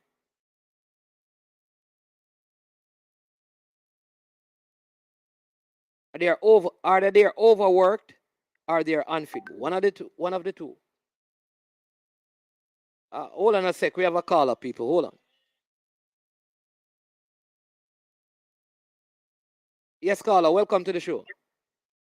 Wow, go on, man, man. Issa here. Yeah, man. Blessings, Issa. What say you? Blessings. Yeah, man. We're just listening to you break down the goal that was scored against us. But you know, when I was watching it immediately, when I saw the ball played over the top to Campbell, I said that Greg Lee, he beat too early. Him rush out too early, because as me see him rush out and the ball play, me I say, shoot, he rush out too early. And from me see that, me know say Pinnock was going to be out of position. He couldn't have done anything again. Once Joel Campbell, he was going, Pinnock was heading towards the line. Joel Campbell just do one little push inside and get rid of Pinnock, because Lay out of the game, out of that play already. So all he had to do was just push the ball inside, Pinnock out of the play already, because Pinnock was going in the opposite direction. You understand? So I said that I thought that Greg Lee went forward too early. Or he didn't probably realize that Joel was out on the outside. Because I saw him step up, and I said to myself, why would he step up on the man there and let him know him out? And as soon as him bites, so the guy played the ball over the top. You understand? Exactly. So you know that the goal is offside though. It's offside. Whoa. I didn't so see what, that. what I realize is I think the VAR camera, I don't know like who administrate the VAR, but it is his first touch when he got the ball before he cut it back, he was in an offside position. But I don't think we had like a VAR camera to catch that angle. But watch it back again and you will see.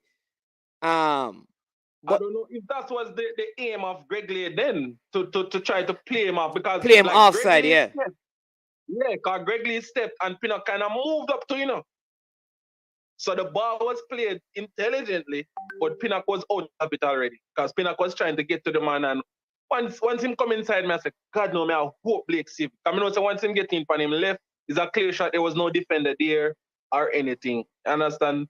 But it was a soft goal to give away. You understand? And Pinnock was having a good game. I didn't want him to be in that spot, but unfortunately he was. And we can't blame Pinnock or say anything. It's just that I thought the initial movement of Greg Lee put Pinnock in a bad spot to get beaten right there. You understand? That's what I'm saying. Scouting is important, because here's why. You cannot let the man come on the left. Yeah. Even if you're late, send him right. Let him put it across the box and let us defend it. Yeah. But don't let him come on his left foot, because you give him too many options. I think that was where Leo was wrong. Once he did that, by the time Pinnock got there, the ball was bent around. I don't know. People are saying that Blake should save that. Blake cannot save it. I mean, I'm watching it live, so maybe when it is on television, it looks savable. But from where I sat in the stadium, there's no chance of saving that. No, man. Man, they even show the in goal angle, behind Blake, That ball was placed so far from Blake. Far. So the ball went into the way you call it, the side The ball went into the side of the net. That's where the ball went. So they showed the angle behind Blake. Blake couldn't save that. That ball was so far from Blake. Yeah, so I can't blame him. I think it was, and here's what I thought as well. I think the change, good change, for Kevin Stewart to come onto the field. He just gave up the penalty a few minutes before, and he was out of position because if you realize when Ravel and Speedy were out there, there was a lot of communication, like they were double teaming and all of these things. Right. Yeah. But go ahead, Carla, because we have a next call Kevin, coming in. So go ahead and make your and I point. just want to say the Kevin Stewart changed. I don't know. I mean, mixed feelings because I thought that kind of shift the momentum a little bit because he came on. I don't know if he wasn't really up to par and ready for the match, but he kind of shift the momentum. When he came on, realized okay, the momentum kind of shift. He give it the penalty, and then things just weren't the same. You understand? For that like a 10 to 15 minutes period. You understand? So Yeah. I kind of have mixed feelings about it, to be honest. Listen, I know when a player come on, it takes a little while for him to get in the game. I mean, I can't even blame him. He should not have done what he did to lose the ball. Blake, brilliant save. But it's 1 minute after the penalty that we concede. So Yeah, it means exactly, that it means that the team was not settled. Yeah, I could see it, that it kind of changed the momentum when he came on. And to be honest, the penalty that was given away, he actually won the ball, but the ball was bubbling away from him. And he might try stretching out to kick the ball again, and the player was right here. You understand? It's like those things are players where kind of just come on and they might try get in the game. So I don't know. Probably it's because the ball probably just fell to him. Probably if it fell to somebody else, we probably wouldn't be not saying these things about him. But I have mixed feelings about that change at that moment because it kind of shifted the momentum, to be honest. All right? Thanks for having me. Yeah, man. All right, Issa. Yeah, man. Bless up. Thanks for calling. Much respect, man. Thanks for the support on the channel. All right. People, we have someone who has sent in a text, right? Just explaining what happened to them in terms of COVID. But we have a call coming in. We're going to take this call and then we're going to share that. They asked me to share the story, so let's take this call. Blue Mountain, BMG, long time, my friend. How you doing? No, man, you're calling somebody on, man. Your time now. The show is yours. Take over. All right. So, I want to ask you first is where was this Jamaica team I saw yesterday? Where did this team come from? Is it the same team? If it is the same team, well, it can't be the same team because the formation was changed. Mariapa came in, King came in. It was different responsibility in the midfield. Ravel Morris was able to play deeper, collect the ball. We used two forwards up front, Gray, and I think and Antonio. And because of that, the Costa Ricans had to now revert to a back five to just have security to deal with the two forward. That created more space for us in midfield, which allowed Ravel to excel. Greg Lee never needed a lot of support to protect the left side, so that gave the leverage to like a Bobby Reed or whomever was on the left to go forward. So, I don't know. The team was always there. Okay, so keep Paula or fire Paula. What you're saying? I don't change my position. Like, I don't think 6 games is enough to determine whether we're going to keep him, or 6 games is enough to determine whether we should fire him. What I think is that at the end of these games, we need to assess what were the things that he has improved, and you understand me. Look about what can he bring to the table for the next campaign or for the next year, because I think it's too short a window to make a decision as to whether or not. If I were, I would say, listen, let's keep him on with a timeline, give him the resources that he need, allow him the leverage of selecting his support staff, and get him all the players that he wants to work with in the time frame. And then that's what I would do. Okay. All right. I agree with you, because, all right, the reason why I asked, I was listening, Ryan program yesterday, and a lot of people say fire him. But, I mean, he been in charge of 3 games so far, right? Yeah. Am I right? Yeah, man. 3 games, And including the friend, excluding the friendly. and we have won, but we see improvement from strength to strength, right? Yeah. So in the second game we got what? We got 2 goals, right? We haven't been scoring goals, right? So had we defended well that game against Panama 2-0, all right. So I guess we need to work on our defense. Um, this game I have not seen Jamaica possess the ball this much in a long time. And I felt like this performance was impressive even though we lost. What I noticed in the game, everybody was playing and everybody was supporting each other. In Panama, where when they was killing us with that overlapping run, I see where Costa Rica tried it and we were able to shut them down every time they tried. So that's why I'm saying, where was this Jamaican team? And how come we couldn't play like this throughout the campaign? Because if we had played like we played yesterday, we have 1 foot in the World Cup right now. Would you agree? I would say, listen, I totally agree with you that the first half, I would say this, the first half of the game was the No, best. man, no, man. I'm not to cut you off. The first half was the best half. Part of the second half, we built back our composure. Have to give them some credit for the second half. No, all right. All right. So you're going Blue Mountain, but let me finish. Right. All right. So the first half is the best first half that we played. In the second half of the game, I thought we mismanaged the game, and Right. that allowed Costa Rica into the game. And that is Right. because there is, I think, fitness issues. I think you can see that Speedy was struggling, Ravel was Mhm. struggling, Mikel Antonio was struggling. That's fitness issue. Right.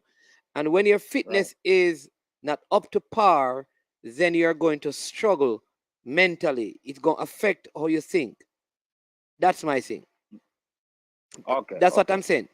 They didn't have an atrocious second half, but Costa Rica was more into the game, especially after the score. After Costa Rica score, I didn't see us looking like we were going to score. That is like we look more of a goal threat in the first half than in the second half, even after Costa Rica score. Our best chances were Oh, created in the first half. So right. Right. Right. the fact that in the second half, when you're down 1 and you don't look like scoring, you're not playing any faster, it says something about your conditioning.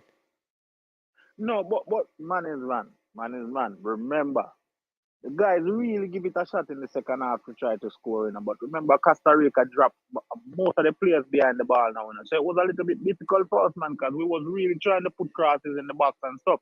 I was actually impressed with the last part of the second half because, throughout the campaign, once when I play good, when I play good. And they was able to hold it together. When Lamar Walker came on, I was impressed with him. Peter Lee Vassell, not so impressed.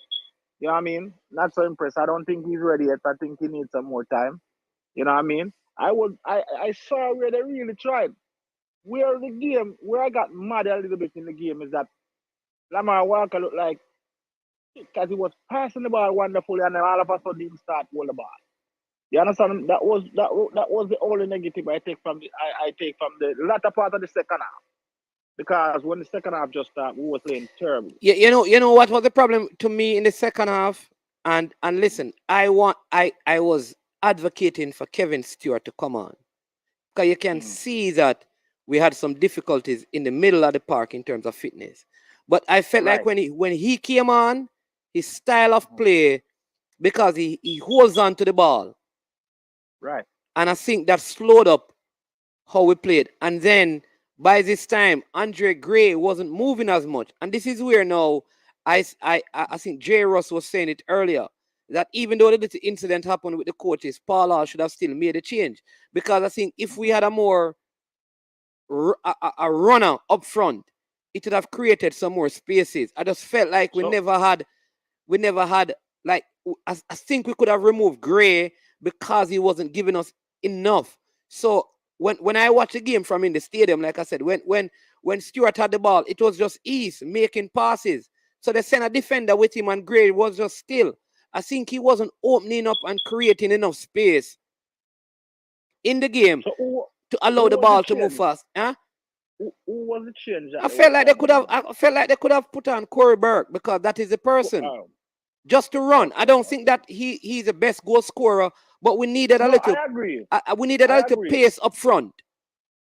I agree because I actually saw that we needed some pace up front. But man, I was gonna say this to you, I was gonna type it, but I said no because nobody's saying it. I hear nobody saying it. Do you know that goal should have been called offside? But I said it, and they're telling me that listen, from in the stadium, we all thought it was offside. We were wondering, but you're in the stadium, right? And I'm at half line. It's on the other side of the field, so I can't see it clearly. But it just looked like at the moment the ball was passed, he was offside. But the people who watch it on TV, one person say it's offside on TV. Some persons are saying that it's not offside. So I have to watch it It again was to see. it was offside, and it wasn't questionable. It wasn't questionable. I was watching the game on my iPad because the work things. I carry my iPad. I was watching the game, and when he picked up the ball, I say it's off. I say offside. And when I look, the goal score. Yeah. I Yep. didn't. I didn't put it. I didn't put it in the comment because I never hear anybody saying it, so I don't want nobody to cuss me and say, "Yeah, he that," And then the other thing I want to say, King, good game. I seem like you have potential. I'm not gonna toot his horn it. Play more game Yeah. and see his improvement before me start jump. Kevin Stewart, though, I really think he has something to offer. Yeah, I wouldn't give him a hard time. You understand me? Because he's coming back. That's why I said that. I would call him back. Honestly. You think we can play him like in a more defensive role and play Ravel Morrison a little bit higher? I think if we had him and Ravel, because Ravel tackle, people don't realize that. I don't know if Ravel tackle, I think Ravel needs to get fit though. I think he's not fit. Yeah. If he Yeah, can, yeah. I wanna see Ravel a little higher up the field because you can see that Ravel have those two passes. Ravel move the ball around like a real midfielder, and I wanna see. Even though I wanna see more out of him, Yeah. higher up the field and be that creative player that supplies the forward. Yeah. And You understand what I'm saying? somebody said that Pinnock played the player onside. So I have to watch it. No, Pinnock didn't play him inside. Trust me, when he picked up that ball, he was way outside. He was way outside. Yeah. And I hope after this is over and a JFF call the players, and sit them down, and find out what is their commitment to the team, after this, Because Andre Gray, I can tell you, I can tell you he's committed to the cause, but I can't speak for anyone else. You understand what I'm saying? Yeah. So we want to know when it's over, and the guys who are even gonna retire, like probably the Michael Antonio and all those guys. We want to know if they could even come back and help the program. If it even come to some training session one time and offer some advice, as they're playing in top league. You understand what I'm saying? Because the input that these guys can put in the national program, it's not just on the field, You understand what I'm saying? So Yeah. just like how Paul showing his appreciation for going to the World Cup with Jamaica, we need those players. We need to see if those players would like to come back and do the same because we need help. We need help. Yeah. Yeah, I don't know man. if what I'm saying makes. I don't know if what I'm saying makes sense. Like Dion Burke, you get those guys to come back. They don't have to come and coach a team, but come back and be a part of the program. You understand Well, me? let me see. From what I'm seeing and hearing, it look like the JFF going to continue with Paul Hall, which would be good. And let's see what his support staff would look like. You understand me? Who are the players? Because at the end of the day, it's up to the coach, like who he wants to. I get the impression that he's going to be on. Paul Hall is going to be on for the long haul. That's HAUL. So let's see who he's going to, bring on with him. May I go lego your line now so somebody else can get a Yeah, chance. man. All right. Respect. But no, before you go, one thing I want to say to you. You see what happened yesterday. You see why I tell you I don't fancy Jamaica coaching staff. You see why I say that? Yeah. But he has to come in now and create a new culture. That's the thing. Yeah, it's hard with Jamaican. Man. With Jamaican. You ever watch this man? You ever watch this thing where all right. This guy. Hold on. All right, we have a next call coming in. Go ahead, yeah. I jump off. You ever watch this thing where I guess some Jamaican was in Africa and they were showing them the gates where different slaves go through. And they were saying the slave that went to Jamaica was from no particular place. The unruly slaves are the one that they sent to Jamaica. You ever watch that thing? Yeah. I heard that we got somebody. I wouldn't say unruly. We got somebody the toughest slaves. Yeah, so. I don't know. One. I don't know if that have anything. Listen, I don't know. I mean, many generations ago. I don't know if that have. Man. Some things are genetic, Some things are in our DNA, and it shows. Yeah. It shows. So listen. So how you know what I always wonder when people say like stuff like that. I understand it, But what about all the good people have come through? How we not get none of them genes? Why are just the bad things then we get? No, you have a lot of good people. Okay. Anyway, people in the world. We have a next call. We have a next call, Blue Button. But respect. Big up yourself. Yeah, man, bless up. Yeah, man, Big Joe. Yeah, man, what say you? Good evening. Where are you going with? Me there here, man. What say you? Yeah, man, I ask one to Ricketts, the goalkeeper Ricketts from Mobile. A big man that now, man, him retire, man. Look how long. No, me I talk about coaching. Me not talk about them. Me know a long time, man, his brother them retire, man. Oh, to be a goalkeeper coach? Yeah. Yeah, I can check that out and find out if you'd be interested. Because remember, at the end of the day, the senior coach have to make those selections. It was Theodore Whitmore who selected Warren Barrett to be his goalkeeper coach. So it's not like the GFF can go and hire. Well, let me say it this way: the GFF should not hire the assistant coaches. It should be the head coach who does that. Okay, so Paul. yeah, so let's see who Paul will hire. What to well boy, Lauren? All of them are in coaching, but again, it's up to Paul Hall. All of them are in coaching. What if he has somebody else? Okay. Yeah. Okay. But me thinking backroom staff would have really fit Ricardo Gardner, Yeah. The assistant coach. Yeah, but let's see. That's what I'm saying. Let's see. But will Ricardo Gardner working on some things on his badges overseas as well, And his son is over there at with the developmental group there at Man City. So yeah, man. So you don't know how much time he will have. Because remember, he just left Jamaica to go back there to kind of work on those things. So all of those factors, are there. I mean, I'm going to have to spend some time over here then, maybe. Well, like I'm saying that we don't know, but let's give Paul Hall some time to see who is going to. I think for the next set of games, some of the backroom staff may not be there. I think. No, man, me 100% with Ryan, man. Ryan, if I manage everybody, God. Yeah. Ryan FC. You have persons like Dean Burton who is willing to come on and help as well. Yeah, but I think Dean, if you listen to Dean interview with you, him say him not right now because him a coach for under 23. No, so he didn't say that. I interviewed him. Yeah, I listen to your interview, but him said him get the call. But him said not to know and think about it, but if him get the call. No, man, you need to listen again, man. Yeah? You need to listen again. If they call him, if they call him right now, he would come and help. Yeah. Yeah, well, but he said still not true now. Him not true no be at sea right now. If he get the call, him say we coming up. But I am telling you what he said, but you're telling listen, if he gets the call, he's not going to Yeah, come out but and push himself. that's what me I said to you. You know, Okay. in push no interview, same one, no interview with no manager right now. But me say first Jamaica, see Pete and call him right now. You really drop it into one. Me watch you in interview, you know, man. Me watch you, you know, man. I think that's me watching for one next interview again. Okay. All right, take care. Yeah, man. All right, bless up. Program, you keep up your good work, you know. Yeah, man. Principle. Yeah, man. Yeah, Pastor. Yes, sir.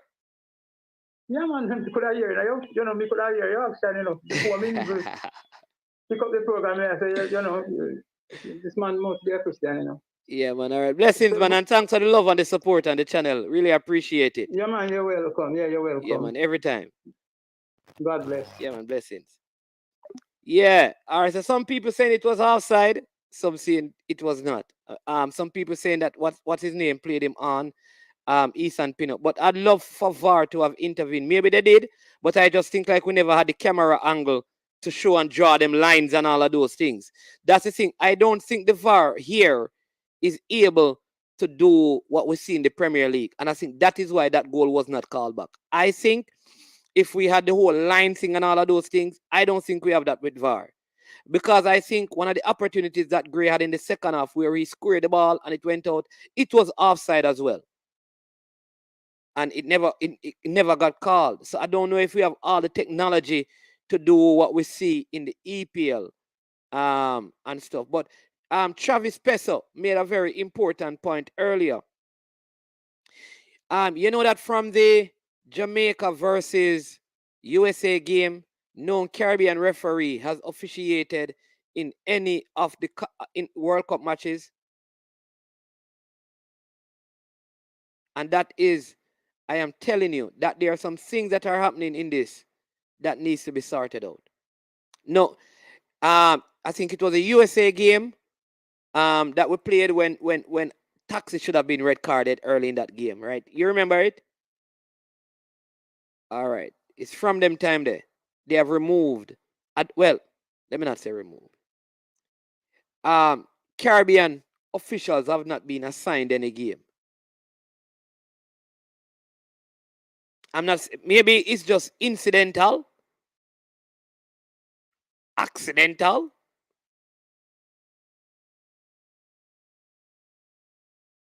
Or it could be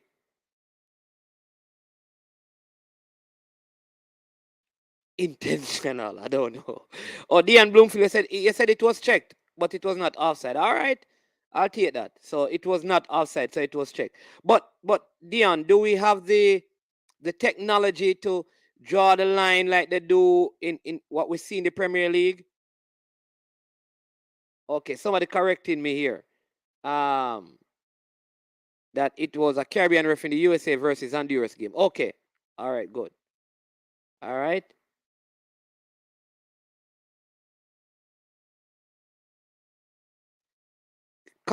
Parchment ref game in up Parchment? Which game Parchment ref? Which game? I can call him and talk to him. I'd love to know which one of the games he officiated. But somebody just corrected that though, so thanks for that, Dan Angelo. Yeah. Yeah, but I will ask Parchment. I will call him and find out. That's easy for me to find out. Oh, somebody showing me the goal, all right? So let's look at, I'm going to show you. So let me show you. I'm going to bring up the goal when Joel Campbell received the ball. Thanks. Somebody just sent me this, right? Really appreciate this. This is a good clip to show. All right. This is people. I'm convinced of this offside. So let's you tell me what you think. I'm gonna show you the angle. All right. So we're gonna look at it. The person who sent this, thank you so much. Really appreciate it. Because sometimes we need to see the picture to clearly get what is happening.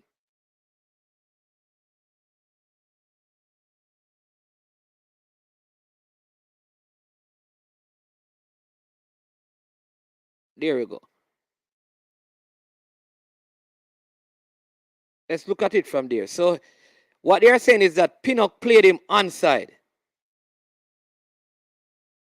Look at that. What do you think? Pinnock played him onside. Listen, if the line thing were drawn, because his head can score a goal. I can't, that is, I don't know.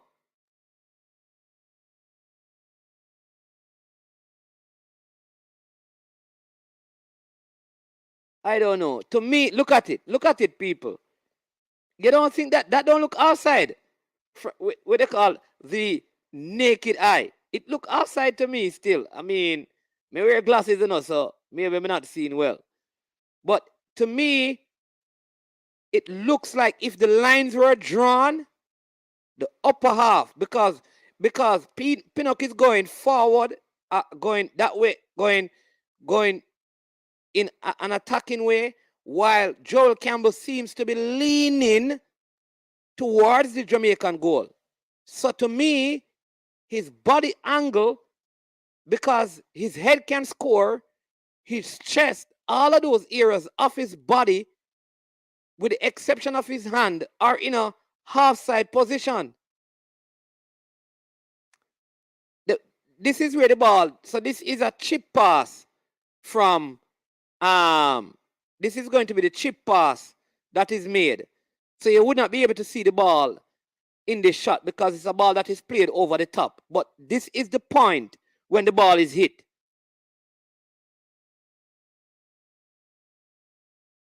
This is the point when the ball is hit. All right? Some are saying it look onside, but to me, when I watch the Premier League and they have all of these lines and stuff, I think if the lines were here, the upper half of his body would have been offside. But here's the problem. Even if he gets the ball in, this is where I blame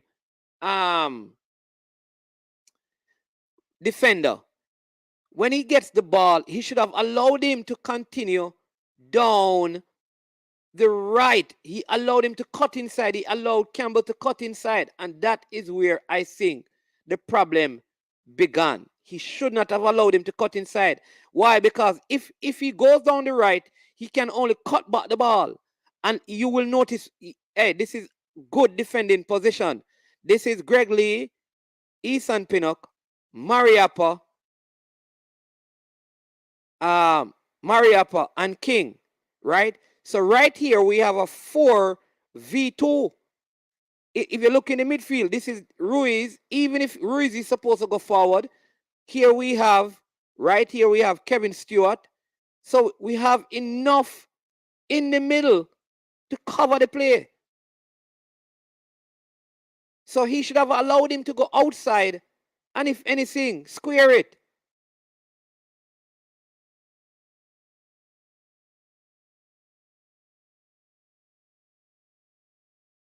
Here Blue Mountain say him just watch it again and him say it's offside.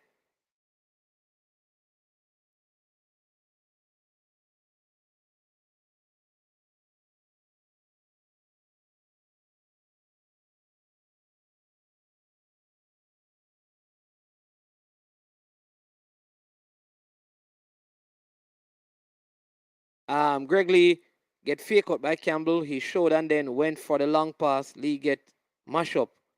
Watch it again. It's offside. The picture freezes before the player touches the ball. Yeah.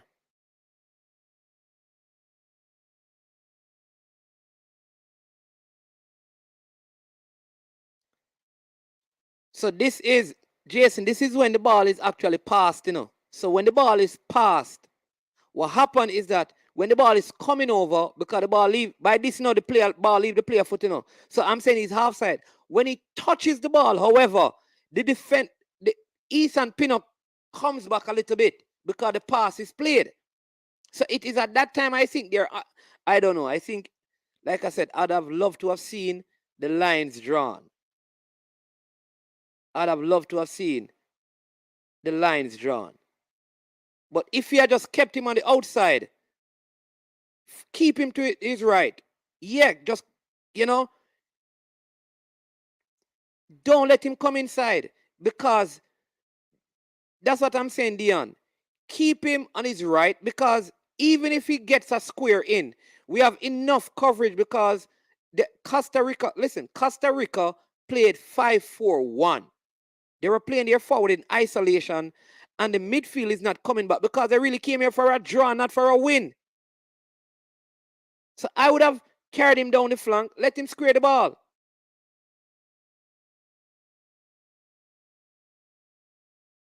Man, they should have looked at the still picture when Burgess played the pass to check it. Yeah, but this is when he played the pass, you know. This is right at the moment he played the pass. Just good about, but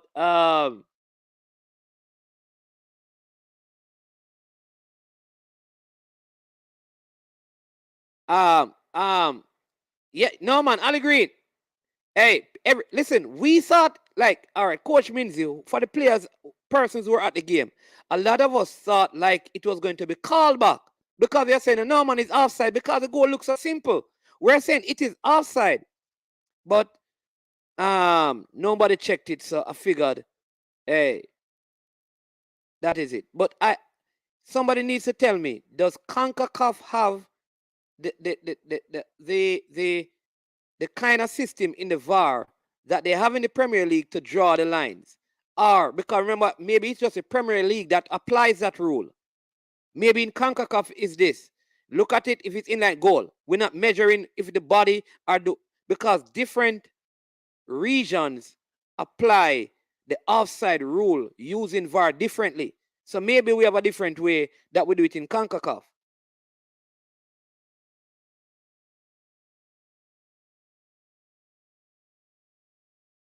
Yeah, that's the biggest issue, Joe Down. I was saying it. We don't break the defensive lines fast enough. We're very, very slow.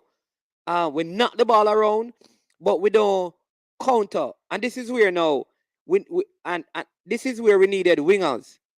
We don't have any out ball on the flanks to create width, number one, and give us speed so we can counter quickly. Or a build-up play so slow. I remember there was one time Jamaica got the ball, right? We got the ball in the Costa Rican half from a corner kick. And it was 3 versus 3. 3 Costa Ricans to 3 Jamaican. One person held the ball, and in like 30 seconds, there were 9 Costa Ricans, excluding the goalkeeper, behind the ball in less than 30 seconds because of how slow we played.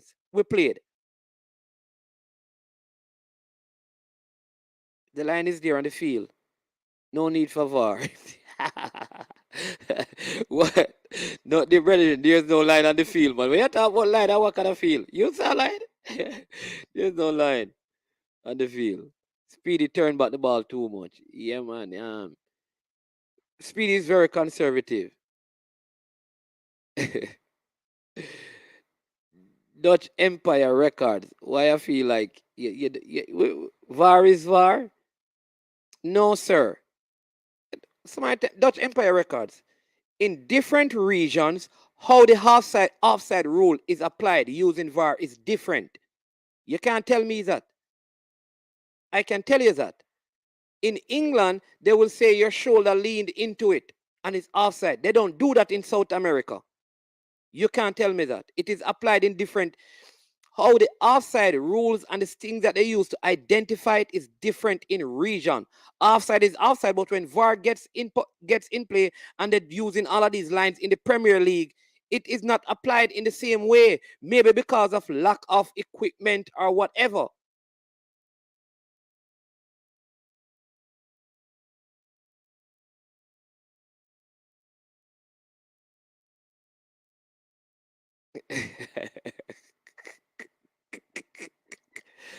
What dark? We were talking about dark light.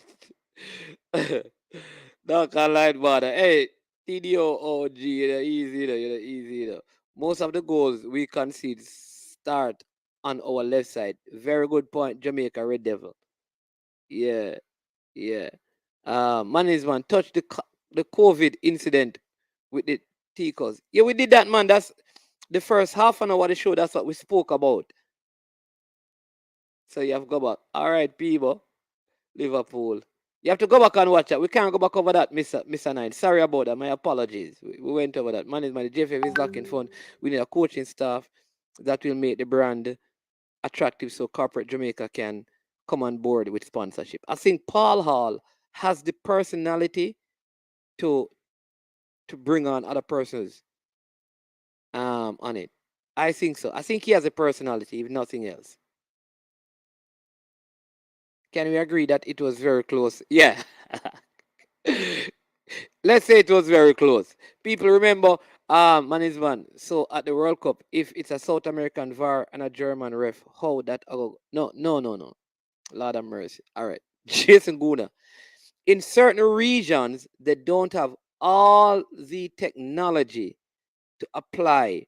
You remember, all right. So you remember last year in the Premier League that if your hand, if this part of your hand was there, they would call it any part of your body, and they change it for this season in the Premier League.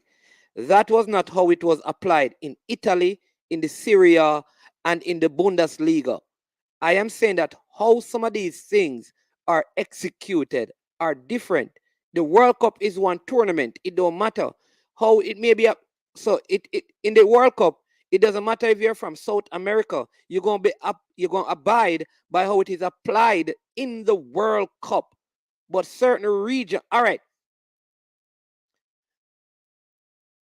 Watch South Americans World Cup qualifiers and see how many lines they use to determine half-side. And check when you watch the Premier League when it restarts. That's all I'm saying. The technology that is used in England, I think, could capture this. I mean, maybe I'm wrong, but it looked offside to me, but I need to check it.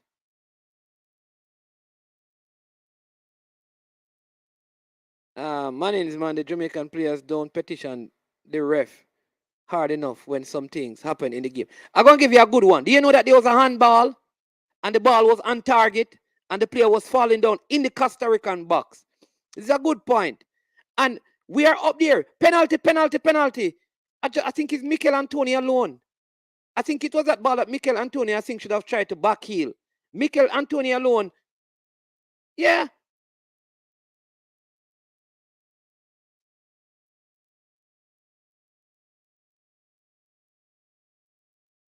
Basically saying the news didn't come from a reputable health.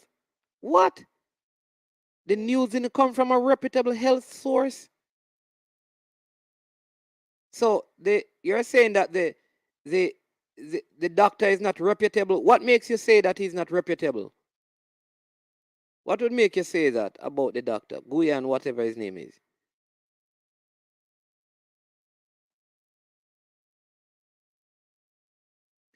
All right. Jamaican Red Devil.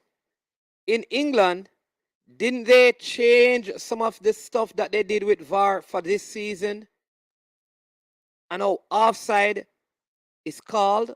And remember, while they were doing it, like in Italy and all of those other places, it was different. Even the handball, how England was doing it in the EPL, wasn't it different from how it was being done in Spain and all of those places?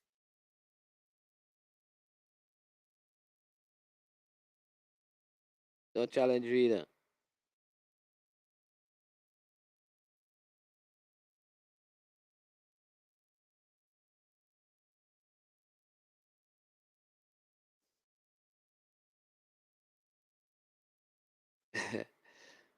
Only Jamaica alone will get the end of the stick. Costa Rica gave an official statement. Well, we will see. JFF appealing. So what they're going to say, the doctor in Jamaica is not reputable? That cannot be their statement. You can say the man is a doctor and talk about the man is not reputable. A pediatrician can do a COVID test, can administer it. That don't make them reputable or anything like that. Player name need to be on the jersey and give players an incentive for jersey sale. This will force players to improve their game and perform at the highest level when they don the national colors. Absolutely. So Dapper Agent can add outside to the list of things. Sir Mannings, big up Christopher by the fruits. They we know them. Your fruits are showing, my brother. Enough respect. Yeah, man. Blessings, Christopher Carroll. My brother. Blessings. Grace and peace be multiplied to you, man. Yeah, our people, remember we're supposed to have Alan Skill Call. We have passed the 2 hours mark. We are going to sort that out. Some of you said, Mannings, go ahead with the Reggae Boy stuff and then get, save the best for last, which is Skill Call. So we're gonna have Alan Skill Call on today. And then later this evening, we have a next big one with hey, this is the first that you'll see a French speaking person doing an interview. That's going to be interesting. Do you understand, Fred? But don't worry, we're going to help you. We're going to have somebody interpret for you, but it's going to be a very good one. International player, coach, going to talk about football in philosophy. We're going to have that later. But before that, we're going to have Alan Skill Cole. So we're going to jump off this stream now. Here's what I want you to do. Before you leave the stream, please hit the like button, right? Please do that. Do that. And if you have not yet subscribed, subscribe to the platform. Subscribe, subscribe, subscribe. Listen, I appreciate the love and the support. Yeah. Yep, definitely, Eagle Republic. Appreciate the love and the support from every single one of you for coming on, staying on. I know that sometimes the show is not the ideal time, but you made the effort to be on it, and I appreciate that.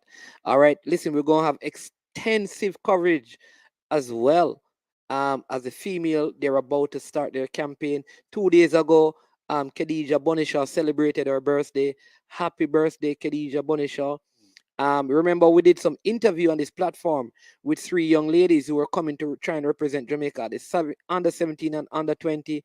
I mean, they did excellent at the trials, and they are in the under 17 team for sure.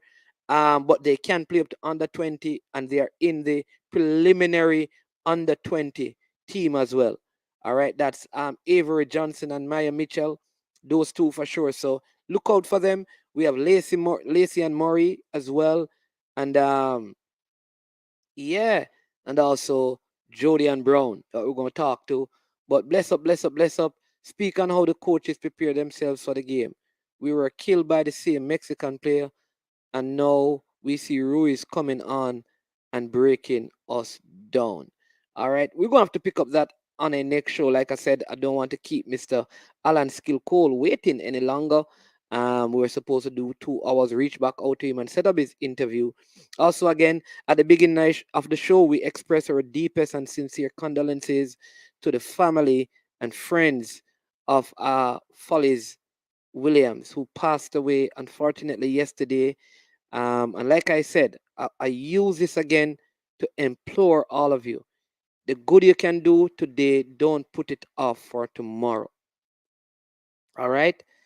I was supposed to, I don't want to get into the details, but you know that we should have done an interview. It would not have changed death, but you'd have at least had the opportunity to hear his story. He really wanted to share his story about coaching with Emerson Diggy Henry, right? And it just needed one person to help them to get onto the platform. And I'm saying that footballers, some of you had some coaches that help in the development of your career. Every now and then, call them, check on them. You have some teachers. Some of you are doctors and lawyers and vloggers, and you're into education, you're in the military, you're in the police forces, the security forces. Wherever you're working, you had a primary school teacher, a prep school teacher. Listen, it doesn't hurt sometimes to reach out to them and say, thank you, how are you doing, is everything okay, is there anything I can help you with? Don't forget where you are coming from. Don't. It saddened me that this interview never took place before his passing. And all it required was for one person to sacrifice 5 minutes. So I challenge you today to take 5 minutes to check on someone that has added value to your life. Blessings, respect. I am Manning's Man, and thank you for watching I Am Sure Sports.